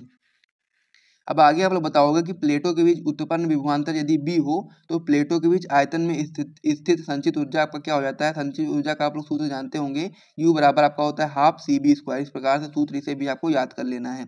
तो इस प्रकार से यहाँ पर उन्होंने क्या देखा सूत्र में, यू बराबर हाफ सी बी स्क्वायर। इस प्रकार से हो गया। तो अब हम लोग क्या करेंगे, यहाँ पर जो आपका सी है, ठीक है, इसको हम लोग चाहें तो इसकी जगह पर हम लोग ये चीज लिख सकते हैं ना, क्योंकि सी का मान कितना है यहाँ पर मैंने आपको बताया था के एप्सिलॉन नॉट ए अपान में डी। तो यदि हम लोग चाहें इस जगह पर यानी कि सी के स्थान पर ये चीज लिख सकते हैं ना, तो वही चीज हम लोग उठा करके यहाँ पर लिख देंगे सी के स्थान पर। तो आप लोग यहाँ पर बताएंगे सी का मान रखने पर तो यू बराबर का आपका क्या हो जाएगा हाफ। उसके बाद फिर सी का मान कितना बताया था मैंने आपको, सी का मान आपको बताया था ये वाला। तो ये वाला मान उठा करके हम लोग सी की जगह पर रखेंगे यहाँ पर। तो क्या हो जाएगा आपका के एप्सिलॉन नॉट ए अपान में डी। इसको हम लोग ब्रैकेट में बंद कर देंगे। उसके बाद यहाँ पर क्या बचेगा, केवल केवल बी स्क्वायर। तो बी स्क्वायर इस प्रकार से आप लोग लिख दोगे। उसके बाद फिर आपको क्या करना है, तो आगे आप लोग बताओगे कि u का मान समीकरण 1 में रखने पर। तो समीकरण 1 क्या थी आपकी, तो समीकरण 1 आपका था इस प्रकार से, स्मॉल u बराबर आपका क्या था कैपिटल U अपान में b था। ये आपका था समीकरण नंबर फर्स्ट। तो यहाँ पर जो आपका u है, u की जगह पर हम लोग क्या रखेंगे, u का मान रख देंगे। यानी कि u का मान कितना है आपका, u बराबर हाफ के एप्सिलॉन नॉट ए अपान में डी बी स्क्वायर। तो यही चीज है ना। तो हम लोग क्या करेंगे, जो आपका समीकरण फर्स्ट है यानी कि स्मॉल u बराबर कैपिटल यू अपान में बी, इसकी जगह पर जो आपका यू है इसकी जगह पर हम लोग यू का मान रख देंगे। तो यू का मान कितना हो जाएगा आपका, तो यू का मान जो हम लोग रखेंगे तो क्या हो जाएगा, स्मॉल यू बराबर आपका हो जाएगा हाफ के एप्सिलॉन नॉट ए अपान में डी बी स्क्वायर हो जाएगा। और नीचे आपका क्या बताया था मैंने सूत्र में मैंने आपको बताया था जो आपका नीचे होता है आपका क्या हो जाता है, आपका बी बचता है केवल केवल। यहाँ पर आप सूत्र देख सकते हो एक बार फिर से, यू बराबर क्या था, यू बराबर कैपिटल यू अपान में बी था ना। तो यू का मान तो हम लोगों ने रख दिया और नीचे केवल केवल आपका बी बच जाएगा। तो यहाँ पर बी हम लोग ऐसे लिख देंगे। इस प्रकार से आपका हो गया, ठीक है। उसके बाद फिर आपको ये चीज पता होनी चाहिए कि जो आपका आयतन होता है वो आपका क्षेत्रफल गुणे दूरी के बराबर होता है। यानी कि हम लोग b की जगह पर चाहें तो a इंटू डी लिख सकते हैं। तो यही हम लोग यहाँ पर करेंगे। हम लोग जो b है, b की जगह पर हम लोग क्या कर देंगे, a इंटू डी कर देंगे। तो यहाँ हम लोग नीचे बताएंगे कि u बराबर हाफ के एप्सिलॉन नॉट a अपान में डी बी स्क्वायर, और अपान में हम लोग क्या कर देंगे, b की जगह पर a इंटू डी कर देंगे। तो इस प्रकार से आपको यहाँ पर a इंटू डी कर देना है। उसके बाद में फिर आगे आपको क्या करना है उसे भी आप लोग समझ लीजिए। उसके बाद यहाँ से आप लोग ध्यान देंगे तो यहाँ पर जो आपका, मैं पेन ले लेता हूँ। उसके बाद आप लोग यहाँ पर देखोगे तो यहाँ पर क्या है आपका a से a कैंसिल आपका इस प्रकार से हो जाएगा ना। तो ऊपर क्या बचेगा, केवल और केवल बचेगा आपका के एप्सिलॉन नॉट, ठीक है। उसके बाद फिर क्या होगा आपका, जो आपका d होगा, यहाँ से d और d हो जाएगा, गुणा हो जाएगा तो क्या हो जाएगा डी स्क्वायर, यहाँ से बन जाएगा। तो u बराबर क्या हो जाएगा आपका हाफ के epsilon not be square upon में डी स्क्वायर। यानी कि क्योंकि यहाँ पर d और d जो आपका जो है गुणा हो जाएगा तो यहाँ से आपका डी स्क्वायर हो जाएगा और ऊपर आपका पहले से बी स्क्वायर था। तो इस प्रकार से आपका हो गया। उसके बाद में फिर आपको क्या करना है, आपको यहाँ पर ध्यान देना है कि जो आपका इसको हम लोग इस प्रकार से लिखेंगे, क्या लिखेंगे, 1 हाफ के एप्सिलॉन नॉट। अब यदि हम लोग चाहें तो इसको क्या कर दें, ब्रैकेट में बंद करके स्क्वायर लगा दें। तो हम लोग क्या करेंगे, बी अपन में डी कर देंगे, इसका फिर हम लोग उसके ऊपर स्क्वायर लगा देंगे। अब आप लोग सूत्र जानते हैं ई बराबर क्या होता है, बी अपान में डी। तो यदि हम लोग चाहें तो बी अपान में डी की जगह पर ई लिख सकते हैं ना। तो यही चीज़ हम लोग यहाँ पर नीचे लिख देंगे। तो क्या हो जाएगा आपका यू बराबर हाफ के एप्सिलॉन नॉट ई स्क्वायर, क्योंकि आपका क्या है बी अपान में डी की जगह हम लोग क्या लिखेंगे, ई लिखेंगे, और यहाँ पर वाई स्क्वायर लगा दें इसलिए हम यहाँ पर स्क्वायर लगा देंगे। तो इस प्रकार से आपका ये व्यंजक निकल करके आ जाता है यू बराबर हाफ के एप्सिलॉन नॉट ई स्क्वायर। तो ये आपका पहला व्यंजक हो जाता है इस प्रकार से, यदि क्या हो उसमें परावैद्युत माध्यम हो, ठीक है। और वहीं पर यदि हम लोग बात करेंगे, यदि प्लेटों के बीच वायु अथवा निर्वात हो तो के का मान 1 हो जाता है। तो फिर यहाँ से आपका जो सूत्र बन जाता है वो क्या हो जाता है, यू बराबर half E not E square, क्योंकि आपका ए के जो आपका हो गया हट जाएगा। तो यहाँ पर क्या बचेगा सूत्र में आपका, केवल और केवल बचेगा यू बराबर half E epsilon not E square. तो इस प्रकार से आपका ये सूत्र हो गया, व्यंजक पूरी तरह कंप्लीट हो गया। होने वाला है वो आपका होने वाला है कि किसी सेल के विद्युत वाहक बल तथा इसके सिरों के विभवांतर में अंतर स्पष्ट कीजिए। महत्वपूर्ण क्वेश्चन है, 3 बार आपकी बोर्ड परीक्षा में आया हुआ भी है, 2013 में, 15 में, 17 में। तो इसीलिए आपको इस क्वेश्चन को अच्छे से तैयार कर लेना है, अपनी कॉपी में नोट कर लेना है। और साथ ही में जो टॉपर ग्रुप के स्टूडेंट हैं वहाँ पर उनको PDF इसका मिल जाएगा टॉपर ग्रुप के अंतर्गत। तो चलिए हम लोग इसका उत्तर देखते हैं। सबसे पहले हम लोग को इसमें बता देना है कि विद्युत वाहक बल तथा विभवांतर में अंतर जो है आपके निम्न प्रकार के हैं। सबसे पहले आप लोग हेडिंग लगाओगे इधर साइड आप विद्युत वाहक बल का, और इधर आप लोग लगा दोगे विभवांतर का। उसके बाद फिर इसमें आप लोग पहला पॉइंट बता सकते हो कि खुले परिपथ में सेल के सिरों के मध्य विभवों का जो अंतर होता है उसे हम लोग सेल का वैद्युत वाहक बल कहते हैं। क्या कहते हैं कि खुले परिपथ में सेल के सिरों के मध्य जो आपका विभव का अंतर होता है उसे हम लोग सेल का वैद्युत वाहक बल कहते हैं। ये आपका पहला पॉइंट हो जाता है वैद्युत वाहक बल में। फिर विभवांतर की यदि हम लोग बात करेंगे तो इसमें आप लोग बता सकते हो कि बंद परिपथ में सेल के सिरों के मध्य विभवों का जो अंतर होता है उसे हम लोग विभवांतर बोलते हैं। तो इसमें आप लोग एक बार मैं फिर से रिपीट करता हूँ कि बंद परिपथ में सेल के सिरों के मध्य जो आपका विभव का अंतर होता है उसे हम लोग सेल का विभवांतर कहते हैं। और वहीं पर यदि हम लोग वैद्युत वाहक बल की बात करेंगे तो उसमें आप लोगों ने बताया था कि खुले परिपथ में सिरों के मध्य सेल के सिरों के मध्य विभव का अंतर ही आपका सेल का वैद्युत वाहक बल कहलाता है। और विभवांतर की जब बात करोगे आप लोग तो बंद परिपथ में बात करोगे। तो इस प्रकार से आपके पहला पॉइंट कंप्लीट हो गया दोनों में। तो दोनों में आप लोग पहला पॉइंट नोट कर लो, उसके बाद हम लोग अगले पॉइंट की ओर बढ़ते हैं। तो वैद्युत वाहक बल में आपका जो दूसरा पॉइंट हो जाता है आपका हो जाता है कि वैद्युत वाहक बल का जो मान होता है वो सेल के दोनों सिरों के मध्य विभवांतर की तुलना में अधिक होता है। यानी कि जो आपका वैद्युत वाहक बल होता है उसका जो मान होता है वो आपका सेल के दोनों सिरों के मध्य जो विभवांतर होता है उसकी तुलना में अधिक होता है। वहीं पर यदि हम लोग विभवांतर की बात करेंगे तो इसमें आप लोग बता सकते हो कि बंद परिपथ में जब सेल से धारा प्राप्त की जाती है तो सेल के दोनों सिरों के मध्य विभवांतर का जो मान होता है वो सेल के वैद्युत वाहक बल की तुलना में कम होता है। तो इस प्रकार से वैद्युत वाहक बल और विभवांतर में दो पॉइंट आपके हो चुके हैं। दो पॉइंट आप लोग नोट कर लो। फिर हम लोग इसमें आपका अगला जो पॉइंट होता है उसे भी याद कर लेते हैं। अगला पॉइंट आप लोग इसमें बताओगे कि किसी सेल का वैद्युत वाहक बल बाह्य परिपथ के प्रतिरोध पर निर्भर नहीं करता है या सेल के प्रकार पर निर्भर करता है। यानी कि जो आपका किसी सेल का जो वैद्युत वाहक बल होता है वो आपका बाह्य परिपथ के प्रतिरोध पर निर्भर नहीं करता है बल्कि यह सेल के प्रकार पर निर्भर करता है। वहीं पर यदि हम लोग विभवांतर की बात करेंगे तो इसमें आप लोग बताओगे कि बंद परिपथ में विभवांतर का जो मान होता है वो परिपथ के दो बिंदुओं के मध्य प्रतिरोध के समानुपाती होता है। तो इस प्रकार से वैद्युत वाहक बल तथा विभवांतर में जो अंतर होता है वो मैंने आपको समझा दिया है। इसे आप अपनी कॉपी में नोट कर लीजिए। यदि आपसे लघु उत्तरीय प्रश्न में क्वेश्चन आता है तो आप लोगों को इतना लिखना पड़ेगा। और यदि आपसे अति लघु में पूछा जाएगा तो ये अलग अलग करके पूछा जा सकता है कि विभवांतर किसे कहते हैं, वैद्युत वाहक बल किसे कहते हैं। तो आप लोग अलग अलग करके भी बता सकते हो। तो इस प्रकार से मैंने आपको समझा दिया है। तो इस क्वेश्चन को आप अपनी कॉपी में नोट कर लीजिए। उसके बाद हम लोग अगले पेज पे बढ़ेंगे और वहाँ पर महत्वपूर्ण प्रश्नों को देखेंगे। और यहाँ से यदि आपको वीडियो पसंद आए तो वीडियो को एक बार लाइक कर दीजिए। फिर हम लोग आगे बढ़ते हैं। तो अब हमारा इसमें जो अगला क्वेश्चन होने वाला है वो आपका होने वाला है कि चुंबकशीलता म्यू नॉट तथा वैद्युशीलता एप्सिलॉन नॉट में संबंध स्थापित कीजिए। वेरी इंपॉर्टेंट क्वेश्चन ये आपका होता है और बोर्ड परीक्षा में आपका अक्सर क्वेश्चन पूछा जाता है। तो यहाँ पर आप लोग देख भी सकते हैं कि 2010 में, 12 में, 17 में 3 बार आपके बोर्ड परीक्षा में क्वेश्चन आया है।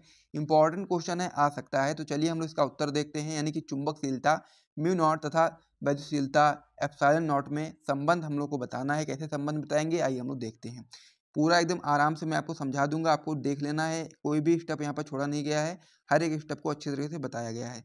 तो सबसे पहले आप लोग बता सकते हो कि हम जानते हैं म्यू नॉट अपान 4 पाई बराबर आपका होता है 10⁻⁷ न्यूटन अपान में एम्पियर स्क्वायर। ये आपको यहाँ पर पहले से पता है कि म्यू नॉट अपान 4 पाई बराबर आपका किसके होता है 10⁻⁷ न्यूटन अपान में एम्पियर स्क्वायर के। इस प्रकार से आपको सबसे पहले यहाँ पर पता है। तो यहाँ से हम लोग क्या करेंगे, म्यू नॉट यानी कि चुंबकशीलता का मान निकालेंगे। तो म्यू नॉट बराबर आपका क्या हो जाएगा, इधर आपका ये गुणे में चला जाएगा। तो क्या हो जाएगा, म्यू नॉट बराबर 4 पाई इंटू 10⁻⁷ न्यूटन अपान में एम्पियर स्क्वायर। इस प्रकार से इसको हम लोग समीकरण फर्स्ट बना लेंगे।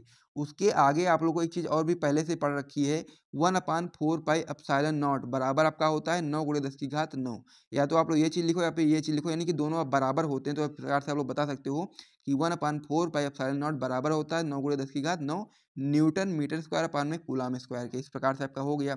अब यहाँ से आप लोग एप्सिलॉन नॉट यानी कि वैद्युशीलता का जब मान निकालोगे तो इसको हम लोग इधर ले आएंगे। बराबर आपका क्या हो जाएगा, ये वाला जो ये मान होगा इसको हम लोग गुणे में ले आएंगे। तो क्या हो जाएगा आपका एप्सिलॉन नॉट बराबर आपका हो जाएगा 1/4 पाई गुणे 9×10⁹ इस प्रकार से आपका हो जाएगा कूलम स्क्वायर अपान में न्यूटन मीटर स्क्वायर।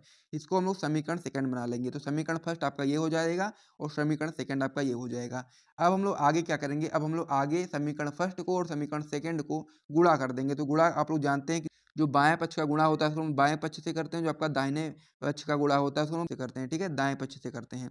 तो इस प्रकार से आपका हो गया। तो इधर आप लोग देखेंगे समीकरण 1 और समीकरण 2 को हम लोग गुणा करेंगे। तो इधर आपका हो जाएगा mu naught into epsilon not, क्योंकि आपका क्या है, ये आपका बाएं पक्ष में उपस्थित है। बाएं पक्ष का हम लोग बाएं पक्ष में गुणा कर लेंगे। तो इस प्रकार से आपका क्या हो जाएगा, म्यू नॉट इंटू आपका हो जाएगा एप्सिलॉन नॉट बराबर आपका हो जाएगा। फिर सबसे पहले आप लोग लिखोगे क्या, 4 पाई इंटू 10⁻⁷ न्यूटन अपान में एम्पियर स्क्वायर प्रकार से आप लोगों ने लिख दिया। फिर आगे आप लोग इसमें बता सकते हो ये एप्सिलॉन नॉट बराबर क्या था आपका 1/4 पाई गुणे 9 गुणे 10⁹ इस प्रकार से आपका हो गया। इंटू में आपका हो जाएगा कूलाम स्क्वायर अपान में न्यूटन मीटर स्क्वायर। इस प्रकार से इतनी चीज़ें आप लोगों ने समझ ली हैं। अब आगे इनमें हम लोग को कुछ चीज़ें काटनी है, तो कैसे काटेंगे उससे भी हम लोग देख लेंगे।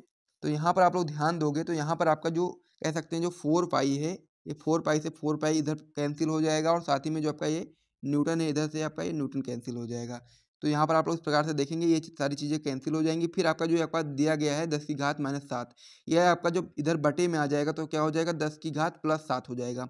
और फिर जब हम लोग क्या करेंगे, इधर भी आपका 10⁹ है प्लस में और इधर आपका 10⁻7 हो जाएगा, नीचे आएगा तब प्लस में, तो दोनों को हम लोग जोड़ देंगे तो 10⁻16 हो जाएगा। तो इस प्रकार से आप लोग लिख सकते हो नीचे कि न्यू नॉट इंटू एप्सिलॉन बराबर आपका हो जाएगा 1 अपान में आपका हो जाएगा 9 गुणे 10⁻16, क्योंकि हम लोगों ने क्या किया 10⁻⁷ को नीचे भेजा तो वो प्लस में हो गया, फिर प्लस में हो गया तो उसको हम लोगों ने जोड़ दिया। तो इस प्रकार से आपका हो गया, घातें जुड़ जाएंगी तो क्या हो जाएगा आपका 1 अपान 9 गुणे 10⁻16 इंटू में आपका हो जाएगा कूलाम स्क्वायर अपान में ampere square into metre square, क्योंकि आपका क्या था न्यूटन यहाँ से कैंसिल हो गया था और ये आपका यहाँ से कैंसिल हो गया था न्यूटन। तो इस प्रकार से क्या बचा था, केवल नीचे आपका बचा था ए स्क्वायर यानी कि एम्पेयर स्क्वायर इंटू आप में आपका मीटर स्क्वायर था और ऊपर आपका था कूलाम स्क्वायर। तो इस प्रकार से आपका हो गया।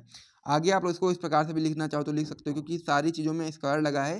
तो इस प्रकार से आप लोग लिखना चाहो तो लिख सकते हो mu naught into epsilon not बराबर 1 में आपका हो जाएगा 9 गुणे 10⁻16। फिर आप लोग क्या करोगे, कूलाम अपान में क्या हो जाएगा एम्पियर इंटू मीटर को हम लोग इस प्रकार से होल स्क्वायर कर सकते हैं। फिर आगे आपको यहाँ पर एक चीज़ और भी पता होनी चाहिए कि जो आपका कूलाम होता है, कूलाम बराबर आपका होता है एम्पियर इंटू सेकेंड, इस प्रकार से आपका होता है। तो आप लोग चाहो तो जो आपका यहाँ पर सी लिखा गया यानी कि कूलाम लिखाया है, इसकी जगह आप लोग एम्पियर इंटू सेकंड भी लिख सकते हैं। तो आप लोग यही नीचे यही चीज़ लिखोगे कि mu naught into epsilon not बराबर आपका हो जाएगा 1 में आपका हो जाएगा 3 गुणे 10⁸ का होल स्क्वायर। इस प्रकार से आपका हो गया, क्योंकि आप लोग चाहो तो 9 गुणे 10⁻16 को इस प्रकार से भी लिख सकते हो 3 गुणे 10⁸ की का होल स्क्वायर इस प्रकार से भी लिख सकते हो, क्योंकि आप लोग जब 3 का स्क्वायर करोगे तो फिर आपका यहाँ से 9 आ जाएगा और जब आप लोग 10⁸ का स्क्वायर करोगे तो आपका 10⁻16 आ जाएगा, क्योंकि आप लोग चाहो तो इस प्रकार से भी लिख सकते हो। तो आप लोग इस प्रकार से लिख दोगे। फिर हम लोगों ने क्या किया था, हम लोगों ने कूलाम बराबर क्या था आपका एम्पियर इंटू सेकंड था, तो हम लोगों ने क्या किया एम्पियर इंटू सेकंड लिख दिया। बटे में आपका क्या था एम्पियर इंटू मीटर, इस प्रकार से आपका था। तो यहाँ से आपका एम्पियर से एम्पियर कैंसिल हो जाएगा। इस प्रकार से आपको यहाँ पर याद रखना है। फिर हम लोग क्या करेंगे, जो आपका सेकंड इसको हम लोग मीटर के बटे में ले आएंगे तो क्या हो जाएगा आपका यहाँ पर mu naught into epsilon not बराबर आपका हो जाएगा 1 अपान में 3 गुणे 10⁸ का होल स्क्वायर मीटर अपान में सेकंड का होल स्क्वायर। इस प्रकार से आपका हो गया। फिर आप लोगों को आगे क्या करना है उसको भी समझ लेते हैं, क्योंकि यहाँ पर भी आपका स्क्वायर लगा है, यहाँ पर भी आपका स्क्वायर लगा है, तो दोनों को आप लोग एक में लिख करके होल स्क्वायर कर सकते हो ना। तो ये चीज़ आप लोग यहाँ पर कर दोगे। Mu naught into epsilon not बराबर आपका हो जाएगा 1 अपान में हो जाएगा आपका 3 गुणे 10⁸ मीटर अपान में सेकंड का होल स्क्वायर। इस प्रकार से आप लोग कर सकते हो। फिर आप लोग जानते होगे आगे कि सी बराबर आपका होता है 3 गुणे 10⁸ मीटर अपान में सेकंड, इस प्रकार से आपका होता है। अब जहाँ पर जो सी होता है, सी आपका होता है प्रकाश का वेग या फिर प्रकाश का चाल, आप लोग बता सकते हो। तो यहाँ पर जो आपका दिया गया 3 गुणे 10⁸ मीटर अपान में सेकंड, इस प्रकार से आपको जो दिया गया है इसकी जगह पर आप लोग सी भी लिख सकते हो। तो ये चीज़ आप लोग यहाँ पर लिख दोगे कि mu naught into epsilon not बराबर आपका हो जाएगा 1, क्योंकि ऊपर आपका 1 है। और फिर हम लोगों ने क्या किया 3 गुणे 10⁸ मीटर अपान में सेकंड का जो आपका था, इसकी जगह पर हम लोग चाहें तो सी लिख सकते हो। तो हम लोगों ने यहाँ पर सी लिख दिया, फिर आपका स्क्वायर लगा तो स्क्वायर लगा देंगे। तो इस प्रकार से आपका संबंध हो जाता है। चुंबकशीलता तथा वैद्युतशीलता में संबंध इसी प्रकार से आपका हो जाता है। और आपका जो यहाँ पर सी है, सी आपका प्रकाश का वेग है, फिर प्रकाश का चाल है, यही आपका संबंध होता है। पर करवाए जा रहे सभी का आंसर आपको बहुत ही आसानी से बताया जा रहा है और साथ ही में सारी चीज़ें लिख करके बताई जा रही है कि कैसे आपको अपने बोर्ड परीक्षा की कॉपी में लिखना है। तो इसीलिए आप लोग वीडियो को लाइक तो जरूर कर दिया करें और साथ ही में सभी क्वेश्चन को अपनी कॉपी में नोट कर लिया करें। और जो भी लोग टॉपर ग्रुप के स्टूडेंट हैं उनको तो ग्रुप में ये नोट्स में दी जाएगा। तो इसीलिए जिसको भी ज्वाइन करना है वो लोग ज्वाइन भी कर सकते हैं।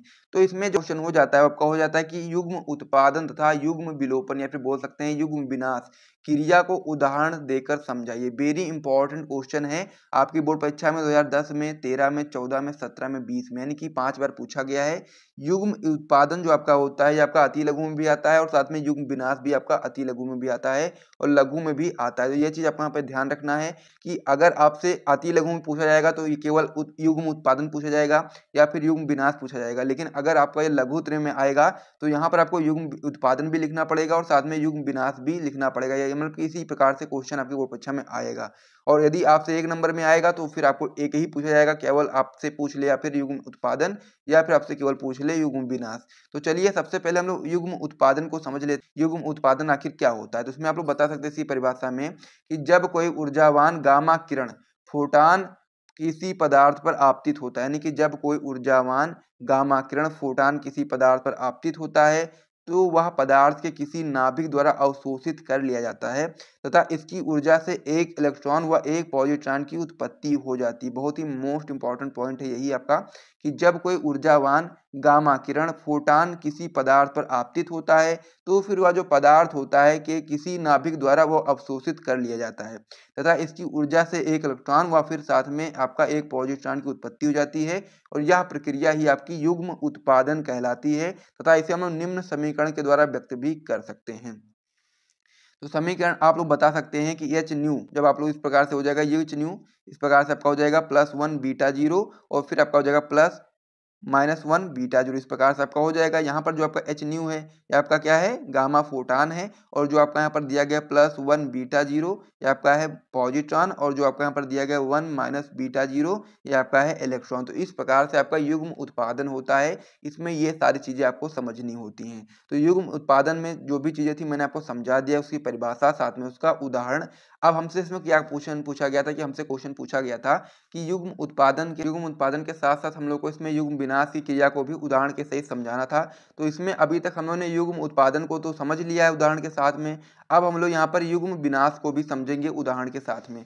तो युग्म विनाश क्या होता है उसे भी समझ लीजिए। जो आपका युग्म उत्पादन होता है उसका एकदम विपरीत होता है आपका युग्म विनाश। तो युग्म विनाश क्या होता है इसको समझेंगे आप लोग कि युग्म उत्पादन के विपरीत जब एक पॉजिट्रॉन व एक इलेक्ट्रॉन आपस में संयोग करते हैं तो तुरंत ही वे एक दूसरे का विनाश कर देते हैं। बहुत ही सिंपल सी परिभाषा है और एकदम ये आपका युग्म उत्पादन के विपरीत है कि युग्म उत्पादन जो आपका होता है के विपरीत जब एक पॉजिट्रॉन जो आपका होता है वह एक इलेक्ट्रॉन आपस में संयोग करते हैं तो वह तुरंत ही एक दूसरे को क्या कर देते हैं, विनाश कर देते हैं, एक दूसरे का विनाश कर देते हैं तथा इनके स्थान पर दो गामा फोटान की उत्पत्ति हो जाती है। यह प्रक्रिया आपकी युग्म विनाश कहलाती है। तो इसमें क्या हो रहा था, इसमें आपका हो रहा था गामा फोटान से क्या हो रहा था, यहाँ पर पॉजिट्रॉन और इलेक्ट्रॉन की उत्पत्ति हो रही थी, लेकिन यहाँ पर आपका पॉजिट्रॉन और इलेक्ट्रॉन की वजह से यहाँ पर आपके कह सकते हैं कि गामा फोटान की उत्पत्ति हो रही है। तो इस प्रकार से आपको ये समझ लेना है क्योंकि आपका जो पॉजिट्रॉन होता है और इलेक्ट्रॉन होता है ये आपस में संयोग करते हैं तो एक दूसरे को क्या कर देते हैं, एक दूसरे का विनाश कर देते हैं।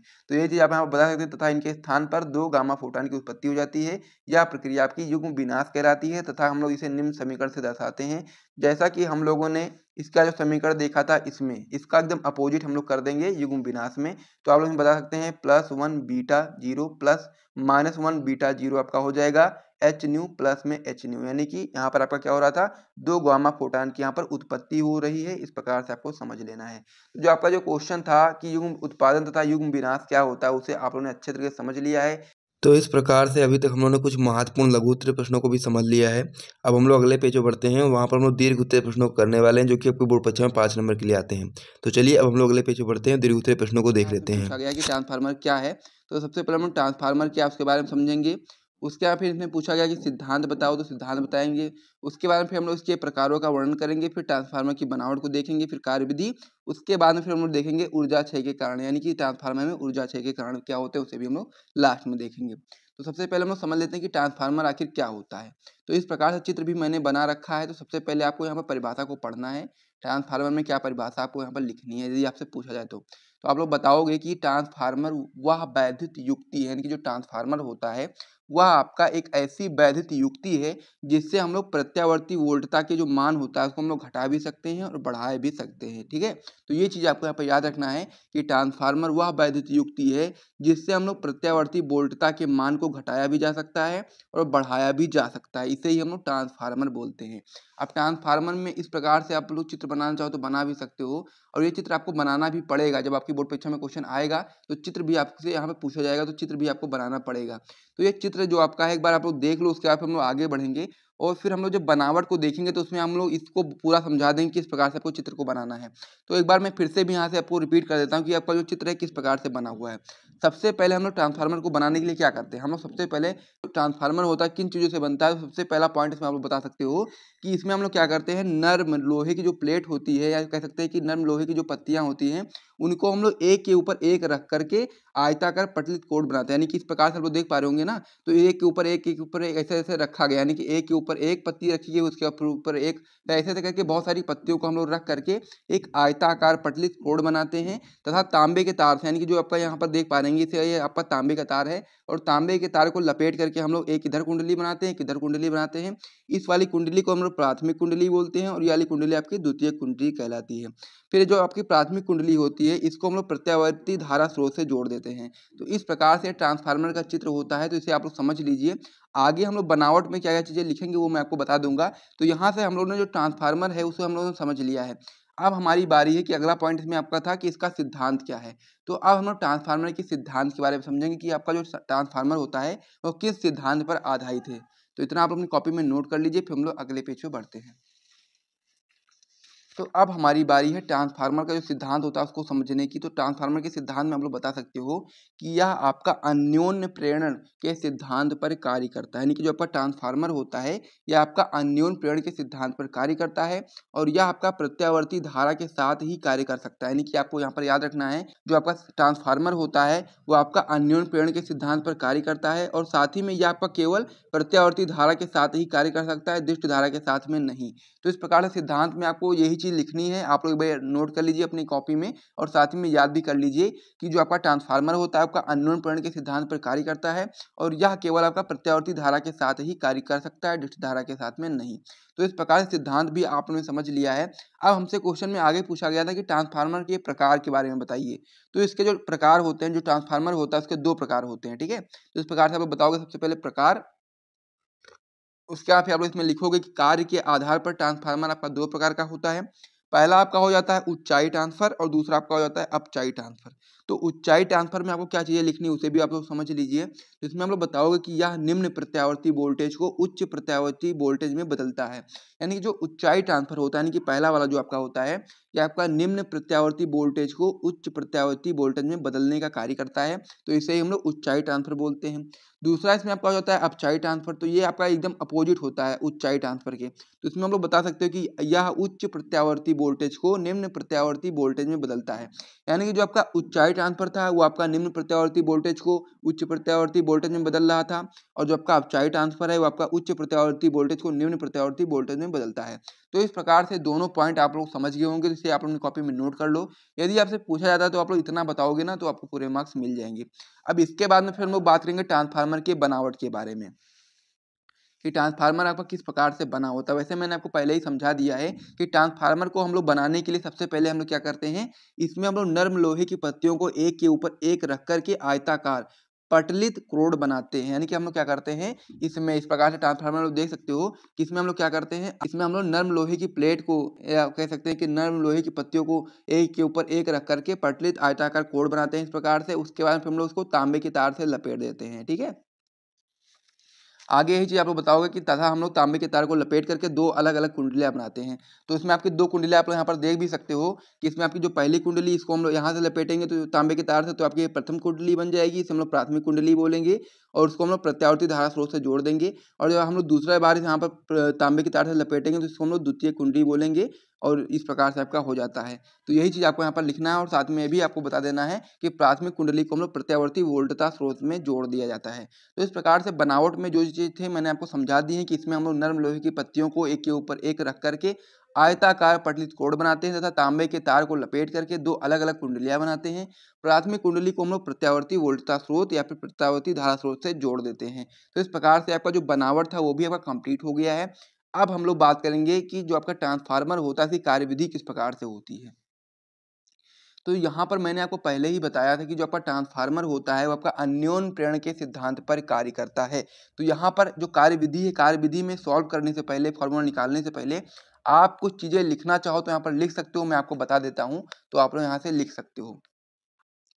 सबसे पहले मैंने आपको बताया कि जो आपका ट्रांसफार्मर होता है वो आपका क्या होता है, वो आपका अन्योन्य प्रेरण के सिद्धांत पर कार्य करता है, यानी कि अन्योन्य प्रेरण की जो घटना होती है उस पर आधारित होता है। तो इसमें आप लोग बता सकते हो हम लोग क्या करते हैं, इसमें प्राथमिक कुंडली को हम लोग प्रत्यावर्ती धारा स्रोत से जोड़ देते हैं। उसके बाद में फिर जब हम लोग धारा प्रवाहित करते हैं प्राथमिक कुंडली में, तो फिर जो आपका प्राथमिक कुंडली होती है इसके जो चुंबकीय फ्लक्स के मान में जब परिवर्तन होता है, यानी कि कहने का मतलब यह है कि हम लोग प्राथमिक कुंडली को प्रत्यावर्ती धारा स्रोत से जोड़ देते हैं। उसके बाद में फिर हम लोग प्राथमिक कुंडली में धारा को जब प्रवाहित करते हैं तो प्राथमिक कुंडली की जो चुंबकीय फ्लक्स का जो मान होता है उसमें परिवर्तन होता है, जिसके कारण जो आपकी द्वितीय कुंडली होती है उसमें आपका जो विद्युत वाहक बल होता है वो उत्पन्न हो जाता है।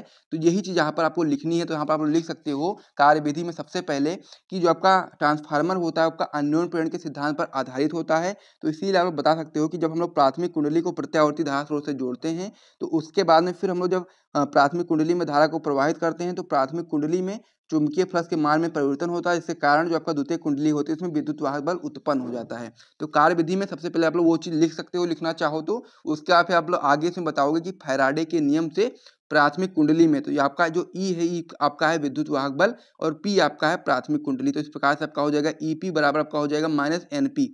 एन क्या है आपका फेरों की संख्या है, यानी कि प्राथमिक कुंडली में फेरों की संख्या है।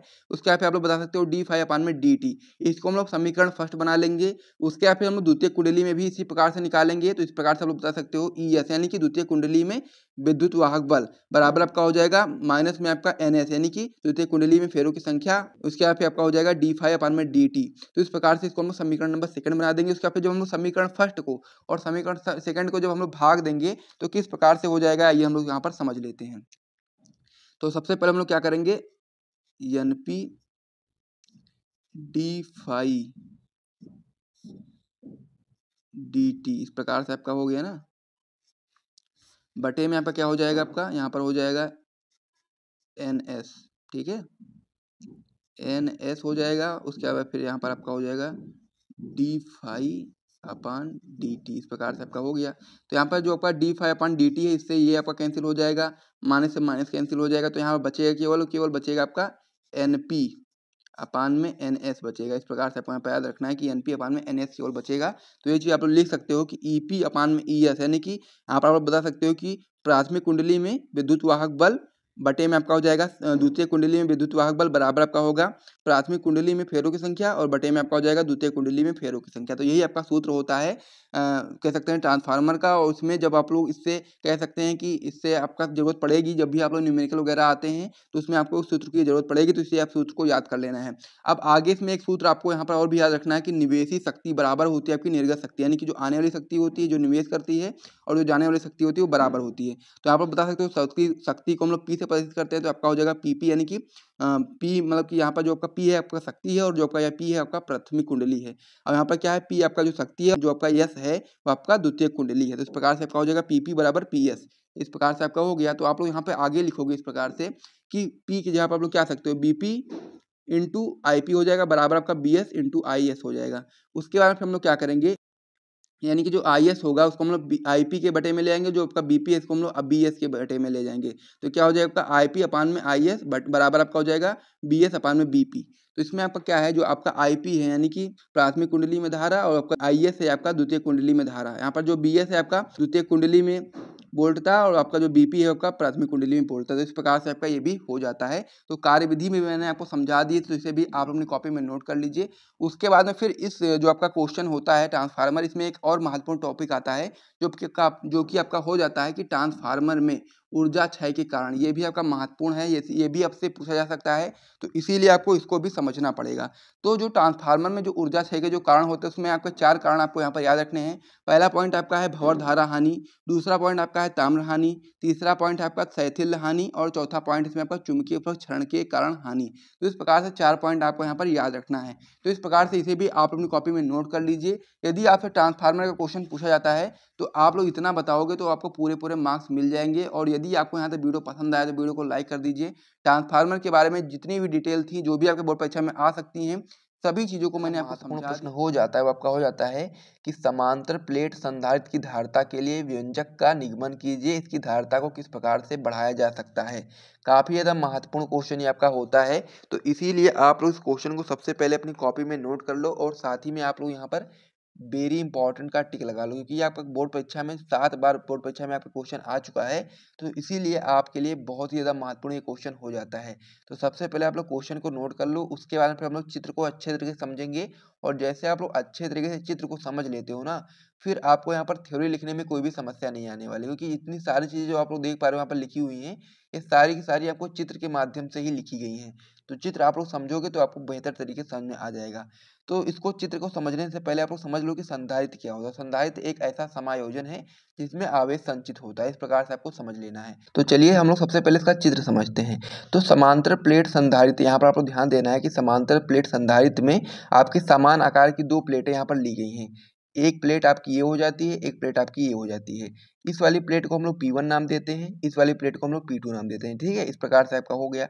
अब इन दोनों प्लेटों के बीच की जो दूरी है वो आपकी D है। इस प्रकार से आपको यहाँ पर समझ लेना है। ठीक है, इन दोनों प्लेटों के बीच की दूरी कितनी है? D है।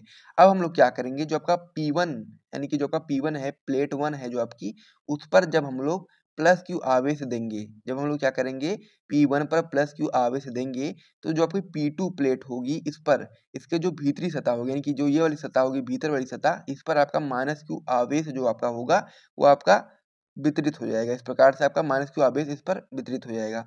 और वहीं पर इसकी जो P2 की जो बाहरी सतह होगी, इस पर क्या होगा, प्लस Q आवेश यहाँ पर वितरित हो जाएगा। अब आप लोग यहाँ पर जानेंगे कि जो आपका प्लेट 2 है, यानी कि जो आपकी P2 है, यह आपका पृथ्वी से जोड़ा गया है यहाँ पर। तो पृथ्वी से जब हम लोग इसको जोड़ते हैं तो फिर क्या होगा, जो आपका प्लस Q आवेश होगा वो पृथ्वी में चला जाएगा। तो इस प्रकार से आप लोग बता सकते हैं कि इस पर क्या रह जाएगा, केवल और केवल माइनस Q आवेश रह जाएगा और P1 पर आपका प्लस Q आवेश रह जाएगा। तो इस प्रकार से आप लोग बता सकते हैं कि दोनों प्लेटें जो आपकी हैं वो परस्पर विपरीत प्रकृति के आवेशों से आवेशित हो जाती है। यानी कि ये वाली जो प्लेट होती है आपकी प्लस Q आवेश से आवेशित हो जाती है, और जो आपकी P2 वाली प्लेट होती है वो आपकी माइनस Q आवेश से कह सकते हैं कि आवेशित हो जाती है। अब हम लोग इसी की वजह से इनमें क्या होगा, एक वैद्युत क्षेत्र उत्पन्न हो जाता है। यानी कि इन प्लेटों के बीच में क्या होता है, वैद्युत क्षेत्र उत्पन्न हो जाता है, क्योंकि आपका जो P1 प्लेट है उस पर प्लस Q आवेश होता है, और जो आपका P2 प्लेट है इस पर आपका माइनस Q आवेश होता है। यानी कि दोनों प्लेटों पर विपरीत आवेश होता है। इसी की वजह से इसमें क्या होता है, एक वैद्युत क्षेत्र उत्पन्न हो जाता है। तो ये सारी चीजें आप लोग समझ गए होंगे। अब हम लोग इन्हीं चीजों को यहाँ पर लिखेंगे। तो यहाँ पर आप लोग किस प्रकार से लिखोगे उत्तर में, तो उत्तर में आप लोग सबसे पहले क्या लिखोगे, आप लोग उत्तर में लिखोगे कि समांतर प्लेट संधारित्र में समान आकार की दो धातु की प्लेटें P1 और P2 समांतर रखी हुई है। यानी कि समांतर प्लेट संधारित्र में आपकी दो प्लेटें ली गई हैं, एक आपका होता है P1 और एक आपका होता है P2। उसके आगे आप इसमें बताएंगे कि ये प्लेटें एक दूसरे से D दूरी पर स्थित है। यानी कि ये जो प्लेटें हैं P1 और P2 ये एक दूसरे से कितनी दूरी पर उपस्थित हैं, तो आप लोग यहाँ पर बता सकते हैं कि ये प्लेटें एक दूसरे से D दूरी पर उपस्थित हैं। ठीक है, आगे आप उसमें बताएंगे कि माना कि इनके बीच परावैद्युतांक पदार्थ K भरा है। इस प्रकार से आपका हो गया। आगे आप लोग बताओगे इसमें कि जब प्लेट P1 को प्लस Q आवेश दिया जाता है, यानी कि जब हम लोग प्लेट P1 को हम लोग प्लस Q आवेश देते हैं, तो फिर स्थिर वैद्युत प्रेरण द्वारा जो प्लेट P2 होती है उसकी भीतरी सतह पर माइनस Q तथा बाहरी सतह पर प्लस Q आवेश प्रेरित हो जाता है। यानी कि जब हम लोग क्या करते हैं, जो आपका P1 प्लेट है इस पर जब हम लोग प्लस Q आवेश देते हैं, तो जो आपकी P2 सतह होती है उस पर स्थित वैद्युत प्रेरण के कारण जो आपकी भीतरी सतह होती है उस पर माइनस Q आवेश वितरित हो जाता है, तथा जो आपकी बाहरी सतह होती है उस पर प्लस Q आवेश वितरित हो जाता है। ठीक है, आगे आप इसमें बताएंगे कि P2 का पृथ्वी से संबंध होने के कारण, यानी कि जो आपकी P2 प्लेट होती है ये आपकी जब पृथ्वी से संबंधित होती है, इसी वजह से जो आपका प्लस Q आवेश होता है वो आपका कह सकते हैं कि पृथ्वी में चला जाता है। यही चीज हम लोग आगे यहाँ पर लिखेंगे। तो इतना आप लोग एक बार नोट कर लीजिए, फिर हम लोग अगले पेज को यहाँ पर लेकर के आते हैं। तो अगले पेज पर हम लोग यही चीज़ यहाँ पर कंटिन्यू करेंगे। हम लोग यहाँ पर लिखेंगे कि P2 का पृथ्वी से संबंध होने के कारण इसकी जो बाहरी सतह होती है उसका जो प्लस Q आवेश होता है वो पृथ्वी में चला जाता है। यानी कि इसकी सतह पर, यानी कि जो बाहरी सतह होती है P2 की, इस पर आपका प्लस Q आवेश तो होता है, लेकिन यह पृथ्वी से आपका कनेक्टेड होता है, इसी वजह से आपका जो प्लस Q आवेश होता है वो आपका पृथ्वी में चला जाता है। आगे आप उसमें बताएंगे कि इस प्रकार P2 की अंदर वाली सतह पर माइनस Q आवेश रह जाता है। यानी कि इस प्रकार से आप लोग बता सकते हैं कि जो आपकी P2 प्लेट होती है इस पर जो अंदर वाली सतह होती है इस पर माइनस Q आवेश रह जाता है। आगे आप उसमें बताएंगे कि अतः दोनों प्लेटें परस्पर विपरीत प्रकृति के आवेशों से आवेशित हो जाती हैं तथा इनके बीच एक वैद्युत क्षेत्र उत्पन्न हो जाता है। यानी कहने का मतलब ये है कि ये जो दोनों प्लेटें हैं P1 और P2, ये दोनों प्लेटें आपकी विपरीत आवेशों से आवेशित हो जाती हैं। ठीक है, इस प्रकार से आपका होता है, इधर आपका प्लस हो जाता है, इधर आपका माइनस हो जाता है, और इसी कारण इनके मध्य में क्या होता है, वैद्युत क्षेत्र उत्पन्न हो जाता है। तो अब हम लोग इसको आगे सॉल्व कैसे करेंगे, आइए देखते हैं। तो अब हम लोग यहाँ पर लिखेंगे समांतर प्लेट संधारित्र की प्लेटों के बीच वैद्युत क्षेत्र की तीव्रता E बराबर आपका क्या हो जाएगा, सिग्मा अपान में K एप्सिलॉन नॉट। अब यहाँ पर K इसलिए लिखा गया है क्योंकि इनके प्लेटों के बीच में माना गया है कि परावैद्युतांक पदार्थ K भरा हुआ है। इस प्रकार से आपका हो गया। अब यहाँ पर आप लोग जानते हैं सिग्मा क्या होता है। सिग्मा आपका होता है पृष्ठीय आवेश घनत्व। तो सिग्मा को हम लोग कैसे लिखते हैं, सिग्मा पृष्ठीय आवेश घनत्व बराबर क्या होता है आपका Q अपान में A होता है। ठीक है, तो यदि हम लोग चाहें तो जो आपका सिग्मा है, सिग्मा की जगह पर हम लोग क्या लिख सकते हैं, Q अपान में A लिख सकते हैं ना। तो यही चीज हम लोग यहाँ पर नीचे लिखेंगे, E बराबर आपका क्या हो जाएगा, Q अपान में A, और फिर नीचे आपका क्या था, K एप्सिलॉन नॉट था। तो ये चीज आपका यहाँ पर हो जाएगी। ठीक है, सिग्मा की जगह पर हम लोग क्या लिख दिया है, यहाँ पर Q अपान में A लिख दिया है। आगे आप लोग बताओगे कि यदि प्लेटों के बीच की दूरी d तथा विभवांतर b हो, तो यानी कि इनकी जो प्लेटों के बीच की दूरी d है, ये तो आप लोग जानते हैं, और तथा विभवांतर b हो, तो क्या हो जाएगा आपका E बराबर आपका हो जाता है b अपान में d। तो यहाँ से यदि हम लोग b का मान निकालेंगे तो b आपका हो जाएगा b बराबर E इंटू डी, क्योंकि आप लोग क्या करोगे, जब d आप इधर साइड भेज देंगे तो क्या हो जाएगा, b बराबर E इंटू डी हो जाएगा। अब आप लोग क्या करेंगे कि यहाँ पर जो आपका E है, E की जगह पर हम लोग ये वाला मान रख देंगे, क्योंकि आप लोग जानते हैं कि E बराबर क्या था आपका, Q अपान में K एप्सिलॉन नॉट A था ना। तो यदि हम लोग चाहें तो E की जगह पर हम लोग ये वाला मान लिख सकते हैं ना। तो यही चीज़ हम यहाँ पर करेंगे, तो हम लोग कर देंगे B बराबर Q अपान में K एप्सिलॉन नॉट A, और यहाँ पर आपका D था वो आपका D रह जाएगा, इंटू में D हो जाएगा। इस प्रकार से आपका हो गया। तो यहाँ से B का मान भी आपका निकल करके आ गया। अब हम लोग आगे करेंगे कि संधारित्र की धारिता C क्या होता है। आपका संधारित्र की धारिता आप लोग जानते हैं, सूत्र होता है C बराबर Q अपान में B। ठीक है, इस प्रकार से आपका सूत्र हो जाता है। तो Q तो आप लोग ऊपर ऐसे ही लिखा रहने दोगे, लेकिन यहाँ पर जो B है, B का मान आप लोग यहाँ से उठा करके रख दोगे। तो क्या हो जाएगा आपका C बराबर आपका हो जाएगा Q, और फिर आप लोग यहाँ पर B का मान रखोगे तो B का मान यहाँ पर कितना है, Q अपान में K epsilon not A into D. तो यही चीज यहाँ पर लिख दोगे, Q अपान में K epsilon not A into D. तो इस प्रकार से आपका हो गया। अब यहाँ से आप लोग क्या करेंगे, Q से Q कैंसिल कर देंगे, तो फिर ये आपका जो आपका K एप्सिलॉन नॉट A होगा, ये आपका बटे में है, तो ये आपका ये ऊपर चला जाएगा। तो किस प्रकार से आपका हो जाएगा, K एप्सिलॉन नॉट A अपान में D। ये चीज आपका यहाँ पर हो जाएगा, क्योंकि D आपका नीचे रहेगा, लेकिन ये आपका यहाँ पर बटे में है, तो ये आपका ऊपर चला जाएगा। तो यहाँ पर आपका C बराबर हो जाएगा K एप्सिलॉन नॉट A अपान में D फैरेड। इस प्रकार से आपका हो जाएगा। अब यदि हम लोग वायु अथवा निर्वात के लिए बात करेंगे, यानी कि उनके प्लेटों के बीच में यदि वायु अथवा निर्वात हो, तो आप लोग इस प्रकार से बता सकते हो, K का मान कितना होता है, 1 होता है। तो C बराबर क्या हो जाएगा, एप्सिलॉन नॉट A अपान में D। ये सूत्र आपका हो जाएगा। ठीक है, तो इस प्रकार से आप लोग इस सूत्र को याद कर सकते हो। तो इस प्रकार से मैंने आपको क्या बताया, मैंने आपको यहाँ पर समांतर प्लेट संधारित्र की धारिता के लिए व्यंजक का निगमन करके समझा दिया। बायो-सेवर्ट का नियम समझाइए। इस नियम का उपयोग करके एक वृत्ताकार धारावाही कुंडली के केंद्र पर चुंबकीय क्षेत्र के व्यंजक का निगमन कीजिए। ये बायो-सेवर्ट का जो नियम होता है बहुत ही महत्वपूर्ण होता है, और ये वाला जो क्वेश्चन आपका होता है, ये आपका अति लघु में भी आता है, लघु में भी आता है, और दीर्घ में भी आता है। तो इसीलिए आपको उसको अच्छे तरीके से समझना पड़ेगा, मैं अच्छा इसको करना चाहते हैं। अब ये क्वेश्चन आपका बहुत ही महत्वपूर्ण है दीर्घ उत्तरीय प्रश्न के दृष्टिकोण से। ये क्वेश्चन आपकी बोर्ड परीक्षा में 2006 में, 7 में, 8 में, 9 में, 11 में, 14 में, 16 में, 19 में, 20 में, 22 में, 23 में, यानी कि हर साल आपकी बोर्ड परीक्षा में आता है। तो इसीलिए इस क्वेश्चन को आपको अच्छे तरीके से समझना पड़ेगा, और साथ ही में अपनी कॉपी में नोट करते हुए चलना पड़ेगा। ये क्वेश्चन आप लोग अभी के अभी इसी वक्त तैयार कर लीजिए, ताकि जब भी आपके बोर्ड परीक्षा 2024 में क्वेश्चन आए तो आप लोग आराम से कर पाएं। तो यहाँ पर सबसे पहले हम लोग बायो-सेवर्ट का जो नियम होता है उसको हम लोग समझेंगे। तो यहाँ पर जो बायो है और सेवर्ट है, दो आपके वैज्ञानिक थे जिन्होंने मिल करके बायो-सेवर्ट का नियम दिया था। तो किस प्रकार से उसका नियम होता है, आइए हम लोग समझ लेते हैं। तो सबसे पहले हम यहाँ पर पढ़ेंगे, और फिर आप लोग यहाँ पर चित्र में देखोगे कि किस प्रकार से आपका ये चित्र बना हुआ है। सबसे पहले हम लोग किसी एक चालक में, सबसे पहले हम लोग को क्या बनाना है, यहाँ पर सबसे पहले हम लोग इस प्रकार से यहाँ पर चालक बना लेंगे। किस प्रकार से, इस प्रकार से, इस प्रकार से आप लोग यहाँ पर कोई भी एक चालक बना लेंगे, इस प्रकार से। ठीक है, उसके बाद में फिर इसमें क्या मान लेंगे, आप लोग मानेंगे कि इसमें आपका आई प्रबलता की जो धारा है वो प्रवाहित हो रही है। इस प्रकार से इसमें आई प्रबलता की धारा प्रवाहित हो रही है। अब यहाँ पर हम लोग क्या करेंगे, इस पूरे चालक तार में हम लोग क्या करेंगे, यहाँ पर एक कोई अल्पांश क्षेत्र ले लेंगे। इस प्रकार से इसको हम लोग डीएल नाम दे देंगे। क्या है आपका, ये डीएल नाम दे देंगे, क्योंकि इसमें हम लोग एक छोटा सा भाग ले रहे हैं, तो इसीलिए हम उसको डीएल बोलेंगे। अब इसके मध्य बिंदु में मान लिया यहाँ पर कोई मध्य बिंदु आपका ओ है, इसके यानी कि जो अल्पांश क्षेत्रफल है, यानी कि जो अल्पांश डीएल है, डीएल भाग है, इससे मध्य बिंदु मान लीजिए ओ है, इससे मध्य बिंदु ओ से यहाँ पर आर दूरी पर कोई बिंदु आपका यहाँ पर पी है। ठीक है, यहाँ पर ही हम लोग को चुंबकीय क्षेत्र की तीव्रता को ज्ञात करना है। ठीक है, हम लोग को क्या करना है, बिंदु पी पर, यानी कि जो आपका डीएल है, डीएल का मध्य बिंदु ओ से आर दूरी पर जो आपका बिंदु पी है, इसी पर हम लोग को क्या ज्ञात करना है, हम लोग को चुंबकीय क्षेत्र ज्ञात करना है। चुंबकीय क्षेत्र को हम लोग क्या बताएंगे, डीबी के नाम से प्रदर्शित करेंगे। कागज के तल के लंबवत ऊर्ध्वाधर नीचे की ओर बात करेंगे, तो फिर आपका यहाँ पर क्या हो जाएगा, इसको हम लोग एक्स से दर्शाएंगे, यानी कि कह सकते हैं क्रॉस से दर्शाएंगे। और ये वैसे यदि हम लोग मान लें इसकी मतलब कि कागज के तल के जब ऊर्ध्वाधर ऊपर की ओर बात करेंगे, तो यहाँ पर आप लोग बता सकते हो कि यहाँ पर इसको हम लोग बिंदु से दर्शाते हैं। इस प्रकार से हम लोग बता सकते हैं, यानी कि डॉट से दर्शाते हैं। तो इस प्रकार से आपका ये हो जाता है। अब यहाँ से यहाँ तक जो कोण है, यानी कि ये वाला जो कोण है, इसको हम लोग थीटा मान लेते हैं इस प्रकार से। तो इस प्रकार से आपको एक चित्र बनाना है। यहाँ आप लोग देख भी सकते हो कि माना किसी चालक है, यानी कि इस प्रकार से आपका कोई चालक है जिसमें आपकी I प्रबलता की धारा प्रवाहित हो रही है, और चालक में हम लोग कोई अल्पांश क्षेत्रफल ले रहे हैं, अल्पांश क्षेत्र ले रहे हैं dl। तो dl से हम लोग क्या करेंगे, dl मान लीजिए यहाँ पर dl में जो आपका मध्य बिंदु O है, मध्य बिंदु O से r दूरी पर कोई बिंदु P है जिस पर हम लोग को चुंबकीय क्षेत्र ज्ञात करना है और इसके बीच से जो कोण है वो आपका थीटा है। तो इस प्रकार से आपका हो जाता है। तो इसे आप लोग अपनी कॉपी में बना लीजिए, और यही चीज यहाँ पर लिखनी भी है आपको। तो यहाँ पर लिखोगे आप लोग कि माना किसी चालक में I प्रबलता की धारा प्रवाहित की जाती है और चालक पर अल्पांश dl लिया गया है। इस अल्पांश के मध्य बिंदु O से r दूरी पर कोई बिंदु P है जिस पर हम लोग को चुंबकीय क्षेत्र की तीव्रता का हम लोग को निर्धारण करना है। तो इस प्रकार से ये डायग्राम हम लोग बना लो, उसके बाद बात करेंगे आगे।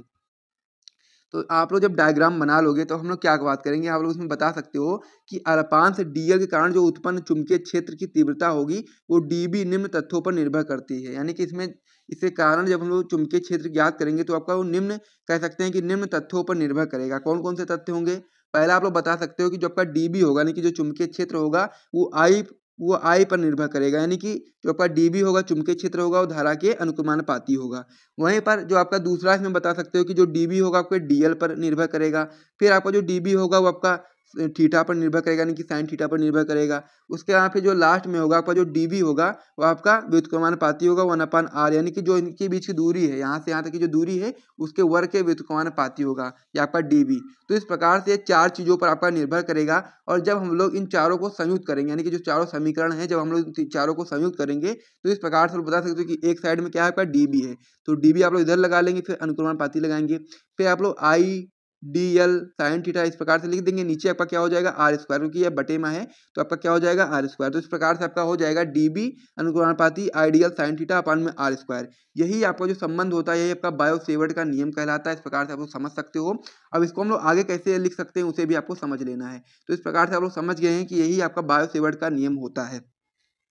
अब आगे जब हम लोग इस वाले चिन्ह को हटाएंगे तो यहाँ पर आपका एक नियतांक आ जाएगा, और नियतांक क्या होगा आपका μ0/4π। तो हम लोग क्या करेंगे, इस वाले चीज को हम लोग यहाँ पर जब हटाएंगे तो हम लोग इसकी जगह पर क्या लिख सकते हैं, μ0/4π लिख सकते हैं। तो यही चीज हम लोग यहाँ पर लिखेंगे dB बराबर μ0/4π आइडियल साइन थीटा अपान में r स्क्वायर। इस प्रकार से भी आप लोग सूत्र को लिख सकते हो।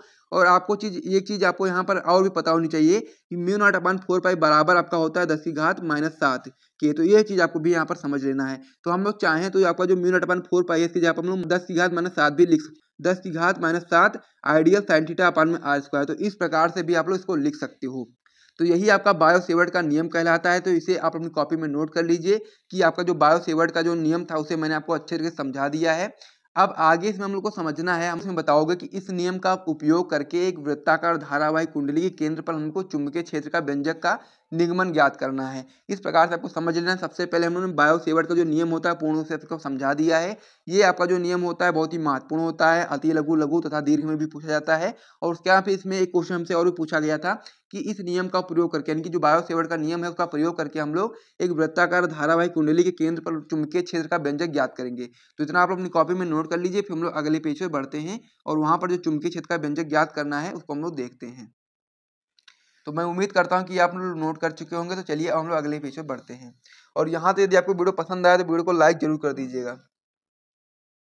अब आगे आप लोगों को इसमें बताना था कि वृत्ताकार धारावाही कुंडली के केंद्र पर हम लोग को चुंबकीय क्षेत्र का सूत्र ज्ञात करना था। तो इस प्रकार से आपको समझ लेना है। तो इस प्रकार से क्या करेंगे, हम लोग एक तार लेंगे और तार को हम लोग मरोड़ करके r त्रिज्या की एक वृत्ताकार कुंडली बनाएंगे। ठीक है, इस प्रकार को समझना है।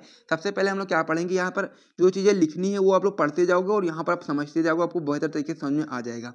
सबसे पहले हम लोग क्या करेंगे, सबसे पहले हम लोग माना कि एक तार को हम लोग मोड़ेंगे और मोड़ करके r त्रिज्या की एक वृत्ताकार कुंडली बनाई गई है। इस प्रकार से आप समझ जाएंगे कि जो आपका इस प्रकार से तार है, तार को हम लोग मोड़ेंगे और साथ ही में इसको r त्रिज्या की हम लोग एक वृत्ताकार कुंडली बनाएंगे और इसमें हम लोग धारा प्रवाहित करेंगे I, यानी कि इसमें धारा कौन सी प्रवाहित करेंगे, I धारा प्रवाहित करेंगे। उसके बाद आप लोग बता सकते हो कि इसके केंद्र पर, यानी कि जो केंद्र O है उस पर हम लोग को चुंबकीय क्षेत्र ज्ञात करना है। अब हम लोग मानेंगे कि जो कुंडली है आपका अनेक छोटे छोटे खंडों से बनी है, क्योंकि आपको पता होगा कि जब हम लोग कई सारे तार को जोड़ करके ही एक बड़ी कुंडली का निर्माण करते हैं, तो ये चीज़ आपको यहाँ पर समझ लेना है कि जो आपकी कुंडली है, पूरी कुंडली जो आपकी है वो आपकी अनेक छोटे छोटे तारों के खंडों से मिलकर के बनी है, जिसका एक छोटा खंड हम लोग यहाँ पर डीएल मान लेते हैं। एक छोटा खंड हम लोग डीएल मान लेंगे और टोटल आपको ये समझ लेना है कि ये बहुत सारे खंडों से मिलकर के बनी है और एक हम लोग छोटा खंड इसका डीएल मान लेंगे इस प्रकार से। अब इसके हम लोग डीएल की सबसे पहले हम लोग क्या करेंगे, डीएल यानी कि जो छोटा खंड है उसकी सहायता से हम लोग बिंदु ओ पर चुंबकीय क्षेत्र की तीव्रता को ज्ञात करेंगे। उसके बाद फिर हम लोग पूरे यानी कि संपूर्ण तार की सहायता से हम लोग क्या करेंगे, तीव्रता को ज्ञात करेंगे, चुंबकीय क्षेत्र की तीव्रता को ज्ञात करेंगे। सबसे पहले हम लोग एक छोटे खंड के द्वारा ज्ञात करेंगे, उसके बाद फिर हम लोग एक पूरे तार की सहायता से हम लोग ज्ञात करेंगे।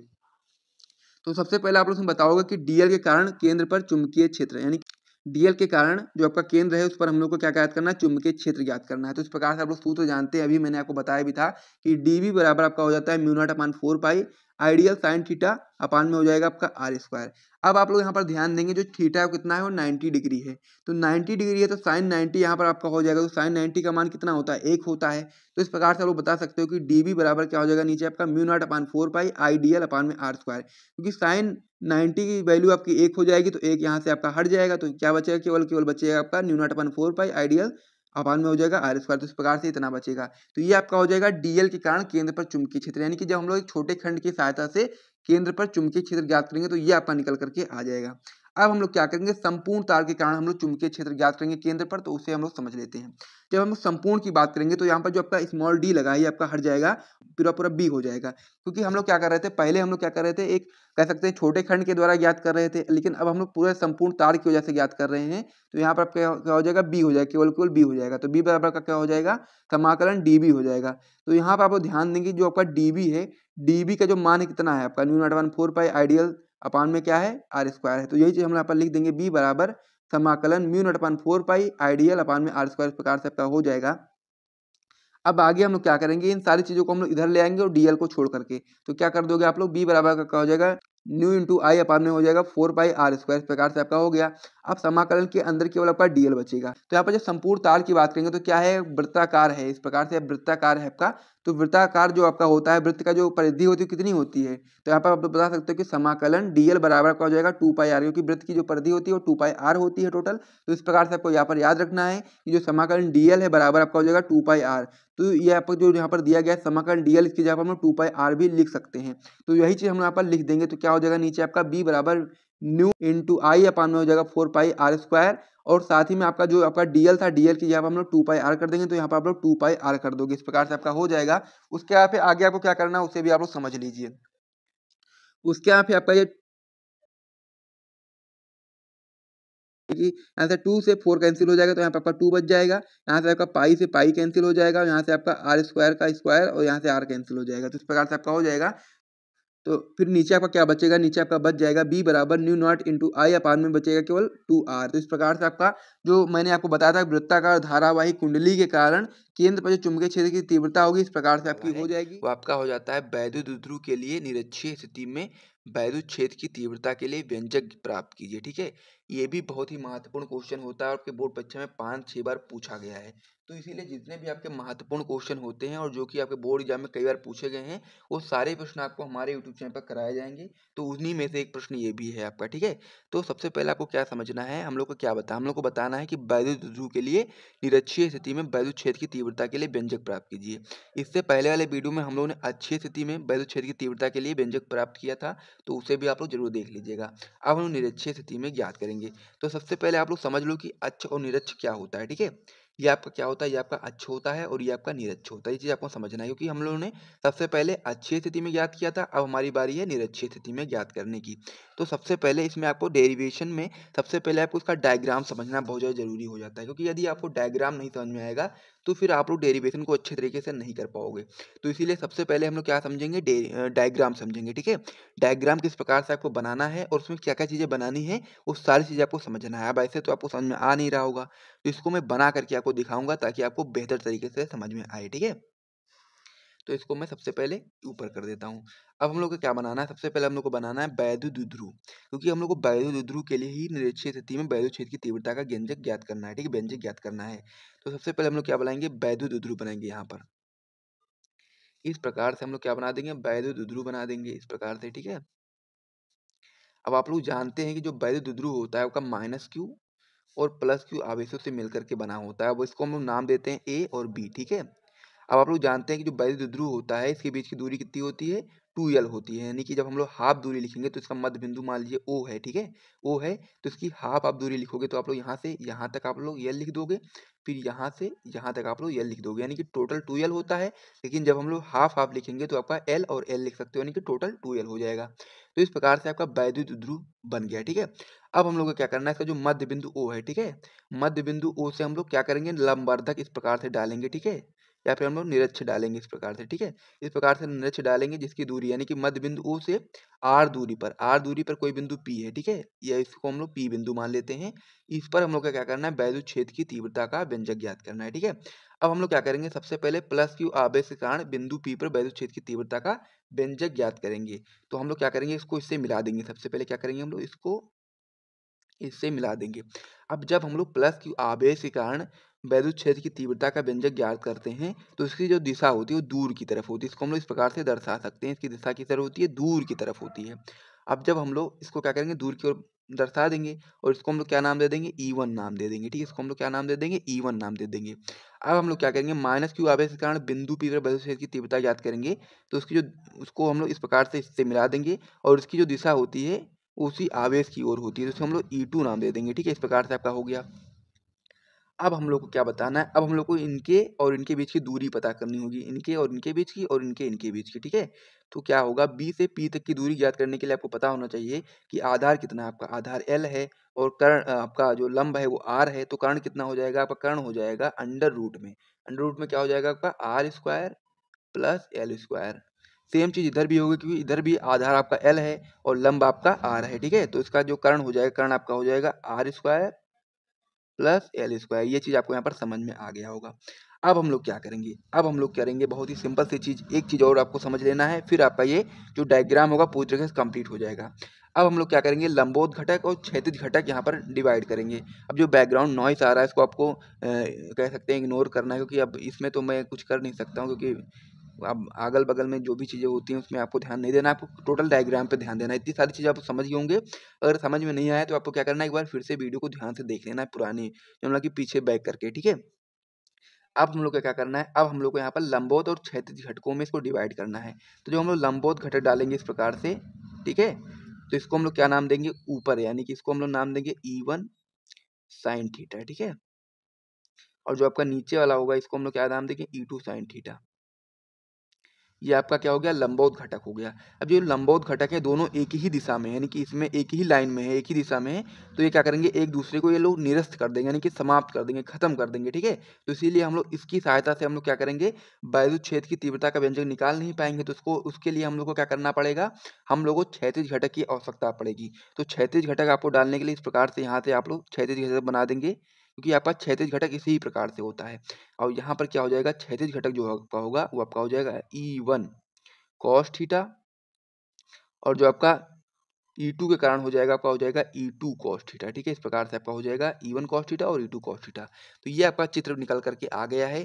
तो इसे आप लोग एक बार अपनी कॉपी में बना करके देख लो और साथ ही में समझ लो। यही सारी चीज़ें मैंने आपको यहाँ पर बना करके बताई हैं। तो इसे आप लोग अपनी कॉपी में एक बार अच्छे तरीके से बना लोगे तभी आप लोग को बेहतर तरीके से समझ में आएगा। और यदि आप लोग प्रैक्टिस नहीं करोगे तो फिर आपको समझ में नहीं आएगा, ठीक है।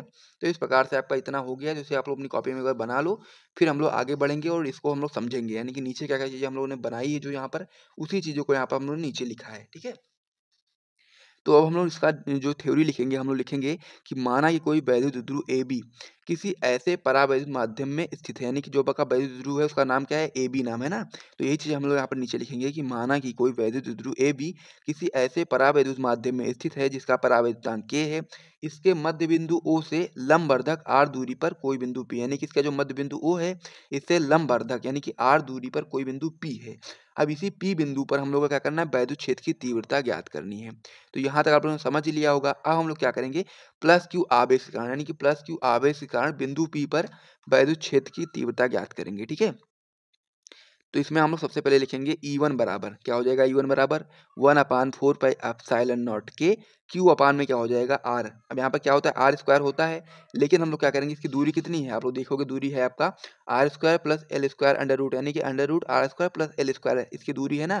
तो हम लोग यहाँ पर लिखेंगे यही चीज़ कि under root R square plus L square, ठीक है। अब ब्रैकेट बंद करके हम लोग स्क्वायर लगा देंगे। इस प्रकार से आपका हो गया। अब हम लोग आगे बढ़ते हैं, यानी कि नेक्स्ट पेज पर बढ़ते हैं। तब तक आप लोग इतना देख लो और अपनी कॉपी में नोट कर लो, फिर हम लोग अगले पेज पर बढ़ेंगे और आगे हम लोग इसको और भी सॉल्व करेंगे, ठीक है।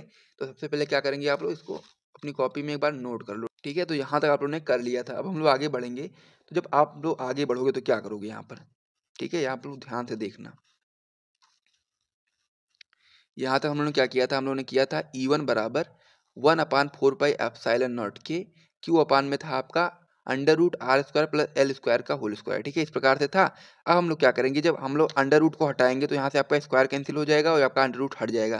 तो नीचे आपका इक्वेशन बन जाएगा E1 बराबर 1/4 पाई एप्सिलॉन नॉट के, क्यू अपान में R square plus L square, क्योंकि आपका अंडर रूट हट गया, स्क्वायर यहाँ से भी हट गया, तो ये दोनों चीज़ें हट गई। अभी आपका क्या हो गया, समीकरण 1 बन गया। अब समीकरण ए की जब हम लोग दिशा की बात करेंगे तो दिशा आपकी बी से पी की ओर होती है, क्योंकि आप लोग चित्र में देख सकते हो दिशा किधर की ओर होती है, बी से पी की ओर होती है, यानी कि दूर की तरफ होती है। तो इसलिए हम लोग यहाँ पर समीकरण 1 में बता सकते हैं कि इसकी जो दिशा होती है वो बी से पी की ओर होती है। तो इस प्रकार से आपका प्लस क्यू आवेश के कारण निकल करके आ गया। अब हम लोग माइनस क्यू आवेश के कारण बिंदु पी पर वैद्युत क्षेत्र की तीव्रता ज्ञात करेंगे। तो आप लोग लिखोगे यहाँ पर E2 बराबर 1/4 पाई एप्सिलॉन नॉट के, क्यू अपान में under root R square plus L square का होल स्क्वायर, क्योंकि इसका भी जो दूरी थी वो भी सेम थी। तो अब इसको हम लोग आगे सॉल्व करेंगे। तो आगे आप बताओगे E2 बराबर 1/4 पाई एप्सिलॉन नॉट के, क्यू आपका नीचे आ जाएगा आपका R square plus L square का होल स्क्वायर, क्योंकि आपका क्या होता है यहाँ पर होल स्क्वायर नहीं होगा, ये गलती से लग गया है यहाँ पर। इसको आप लोगों को काट देना है, क्योंकि आपका क्या होता है इसको आप लोगों को क्या करना है काट देना है, क्योंकि आपका यहाँ पर जो अंडर रूट हटेगा तो स्क्वायर हट जाएगा। तो इस प्रकार से आपको यहाँ पर स्क्वायर जो है वो हटा देना है, क्योंकि यहाँ पर मैंने गलती से लिख दिया है, यहाँ पर नहीं होगा, ठीक है। इसको हम लोग क्या करेंगे, इसको हम लोग समीकरण सेकंड बना लेंगे और इसकी जो दिशा होती है वो पी से ए की ओर होती है, यानी कि दिशा आप लोग देख सकते हो पी से ए की ओर दिशा होती है इसकी, ठीक है। तो यहाँ तक आप लोगों ने समझ लिया। अब हम लोग आगे इसको हम लोग सॉल्व करेंगे। आगे आप लोग इसमें बताओगे कि E1 व E2 को लंबवत व क्षैतिज घटकों में बांटा गया है, जैसा कि आप लोग देख पा रहे होंगे। ये क्या है आपका ए, ये आपका है लंबवत घटक और ये आपका है क्षैतिज घटक, ठीक है। ये चीज आपको यहाँ पर ध्यान रखना है, ये आपका क्षैतिज घटक है, ये आपका लंबवत घटक है। तो यही चीज यहाँ पर लिखी गई है कि E1 व E2 को लंबवत और क्षैतिज घटकों में बांटा गया है।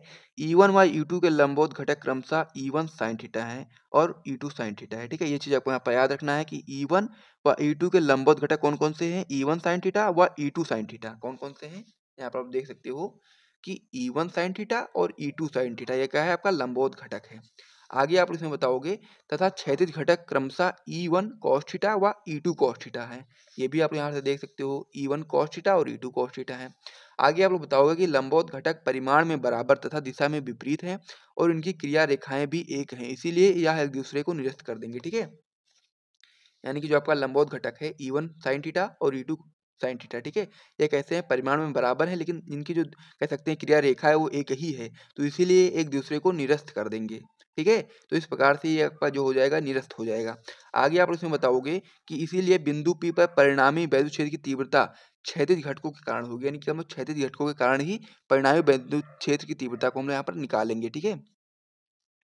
अब आप लोग आगे बताओगे कि बिंदु P पर परिणामी वैद्युत क्षेत्र की तीव्रता, तो E बराबर क्या हो जाएगा E1 cos theta plus E2 cos theta, इस प्रकार से आपको जोड़ देना है। लेकिन आप लोग को पता होना चाहिए जो आपका cos थीटा होता है बराबर क्या हो जाता है आपका आधार बटे में कर्ण हो जाता है। तो आधार यहाँ पर आप लोग देखोगे तो आधार कितना है, आधार L है, कर्ण कितना है R square plus L square है, ठीक है। ये चीज आपको यहाँ पर याद रखना है अंडर रूट में, ठीक है। तो इसीलिए हम लोग क्या करेंगे cos थीटा की जगह पर हम लोग क्या लगा देंगे L अपान में under root R square plus L square, ठीक है। तो यहाँ पर अब नीचे हो जाएगा आपका E बराबर, क्योंकि आपका E1 जो है E1 की जगह पर क्या लिखोगे, E1 की जगह आप लोग लिखोगे 1/4 पाई एप्सिलॉन नॉट के, क्यू अपान में R square plus L square, ठीक है। अब cos थीटा की जगह पर आप लोग लिखोगे L अपान में under root R square plus L square, क्योंकि मैंने आपको बताया था cos थीटा की जगह पर ये चीज लिखना है, ठीक है। अब आगे आप लोग लिखोगे E2 की जगह पर, तो E2 की जगह भी आप लोग यही चीज लिखोगे कि E2 की जगह पर लिखोगे 1/4 पाई एप्सिलॉन नॉट के, क्यू अपान में R square plus L square, ठीक है। अब आप लोग cos थीटा की जगह पर भी आप लोग यही सेम चीज लिखोगे, तो आप लोग यहाँ पर लिख दोगे L बटे में आपका हो जाएगा under root R square plus L square, ठीक है। इस प्रकार से आपका हो गया। अब आप लोग क्या करोगे, इन दोनों चीज़ें सेम है, यानी कि यहाँ से यहाँ तक सेम है और यहाँ से यहाँ तक सेम है। तो इसमें क्या करेंगे हम लोग, कॉमन निकालेंगे। तो कॉमन निकालोगे तो आपका इस प्रकार से हो जाएगा, ई बराबर 1/4 के क्यू एल अपॉन में क्या हो जाएगा, R square plus L square 1+12। और यहाँ पर आपका हो जाएगा, क्योंकि ये भी आपका, ये दोनों क्या है, कॉमन है, तो इसको हम लोग बाहर निकालेंगे। तो यहाँ का आपका 1 हो जाएगा और यहाँ का भी आपका 1 हो जाएगा, तो 1+1 हो जाएगा। ठीक है, तो आगे आप लोग इसको ऐसे लिखोगे, ई बराबर आपका हो जाएगा 1/4 के क्यू इंटू 2l अपान में हो जाएगा आपका R square plus L square. अब एक और आधे को आप लोग जब जोड़ोगे तो क्या हो जाएगा, 3/2 हो जाएगा। ठीक है, तो इस प्रकार से आपका यहाँ तक हो गया है। तो इसे आप लोग यहाँ तक नोट कर लो, फिर हम लोग अगले पेज पे बढ़ेंगे और इसको आगे हम लोग सॉल्व करेंगे। ये आपका समाप्त होने वाला है, एकदम समाप्ति के कगार पर है। तो आप लोग को ध्यान से देख लेना, 2 मिनट और बस, ये आपका समाप्त हो जाएगा। ठीक है, तो इतना आप लोग एक बार नोट कर लो। अब आगे इसमें आप लोग बताओगे कि जो आपका एल होता है, एल जो आपका होता है वो आपका आर से बहुत छोटा होता है। ठीक है, एल क्या होता है आपका, आर से बहुत ही छोटा होता है। तो जो आपका एल स्क्वायर हो जाएगा, यानी कि जो आपका एल स्क्वायर हो जाएगा वो आपका आर से बहुत ही छोटा हो जाएगा, यानी कि इसको हम लोग नगण्य मान लेंगे, यानी कि इसको हम लोग ना के बराबर मान लेंगे। तो इसको हम लोग क्या करेंगे, 0 कर देंगे। तो यहाँ पर आपका हो जाएगा, जो आपका आर स्क्वायर तो आर स्क्वायर रहेगा, लेकिन जो आपका एल स्क्वायर है इसको हम लोग नगण्य मान लेंगे। तो ये आपका समाप्त हो जाएगा। तो यहाँ पर क्या बचेगा, केवल केवल आपका आर स्क्वायर बचेगा। तो यही चीज़ आपको यहाँ पर नीचे लिखनी है कि एल स्क्वायर को नगण्य मानने पर ई बराबर आपका हो जाएगा 1/4 के क्यू इंटू 2l अपान में क्या हो जाएगा आपका आर स्क्वायर, क्योंकि आपका एल स्क्वायर समाप्त हो जाएगा तो केवल केवल आर स्क्वायर ही तो बचेगा। अब आपका बटे में यहाँ पर आपका बाहर हो जाएगा 3/2। तब हम लोग क्या करेंगे, 2 से 2 कैंसिल कर देंगे, तो क्या बचेगा, आर की पावर कितनी बचेगी, केवल और केवल 3 बचेगी। तो लेकिन यहाँ पर आप नीचे बता सकते हो कि Q इंटू 2l को हम लोग क्या बोलते हैं, P बोलते हैं। तो यदि हम लोग चाहें तो Q इंटू 2l के बराबर में हम लोग क्या लिख सकते हैं, P लिख सकते हैं। तो यदि हम लोग चाहें तो Q इंटू 2l को हम लोग ना लिख करके हम लोग केवल केवल यहाँ पर P लिख दें। ठीक है, इसको हम लोग इलेक्ट्रिक डायपोल मूवमेंट बोलते हैं। तो यही चीज़ हम लोग यहाँ पर कर देंगे, E बराबर 1/4 के P अपान में, क्योंकि हम लोगों ने क्या किया, Q इंटू 2l को ना लिख करके यहाँ केवल केवल P कर दिया। ठीक है, यहाँ पर क्या कर दिया हम लोगों ने, केवल केवल P कर दिया। तो नीचे आपका क्या हो जाएगा, केवल R क्यूब बचेगा, क्योंकि आपका यहाँ पर 2 से 2 कैंसिल हो जाएगा, तो R की पावर कितनी बचेगी, R क्यूब बचेगा। तो ये आपका फॉर्मूला निकल के आ गया है। तो इसे भी आप लोग को ध्यान से देख लेना है। अब यही आपको क्या होता है, सूत्र हो जाता है। अब यदि हम लोग वायु अथवा निर्वात के लिए बात करें, तो वायु अथवा निर्वात के लिए जो K का मान होता है वो आपका 1 होता है। तो हम लोग क्या करेंगे, हम लोग यहाँ पर जो K का मान हो जाएगा वो 1 हो जाएगा, तो आपका यहाँ से K भी हट जाएगा। तो क्या बचेगा आपका, E बराबर 1/4 P अपान में आर क्यूब। या फिर हम लोग यदि हम लोग चाहें तो इसको ऐसे भी लिख सकते हैं, यानी कि 1/4 की जगह हम लोग लिखना चाहें तो लिख सकते हैं 9 × 10⁹ तो इसको हम लोग इस प्रकार से लिख देंगे, E बराबर 9 × 10⁹ P अपान में आर क्यूब। तो ये जो आपका डेरिवेशन था पूरी तरीके से कंप्लीट हो चुका है। तो इसे आप अपनी कॉपी में नोट कर लो। मैं उम्मीद करता हूँ कि मैं आपको समझाने में सफल रहा हूँ।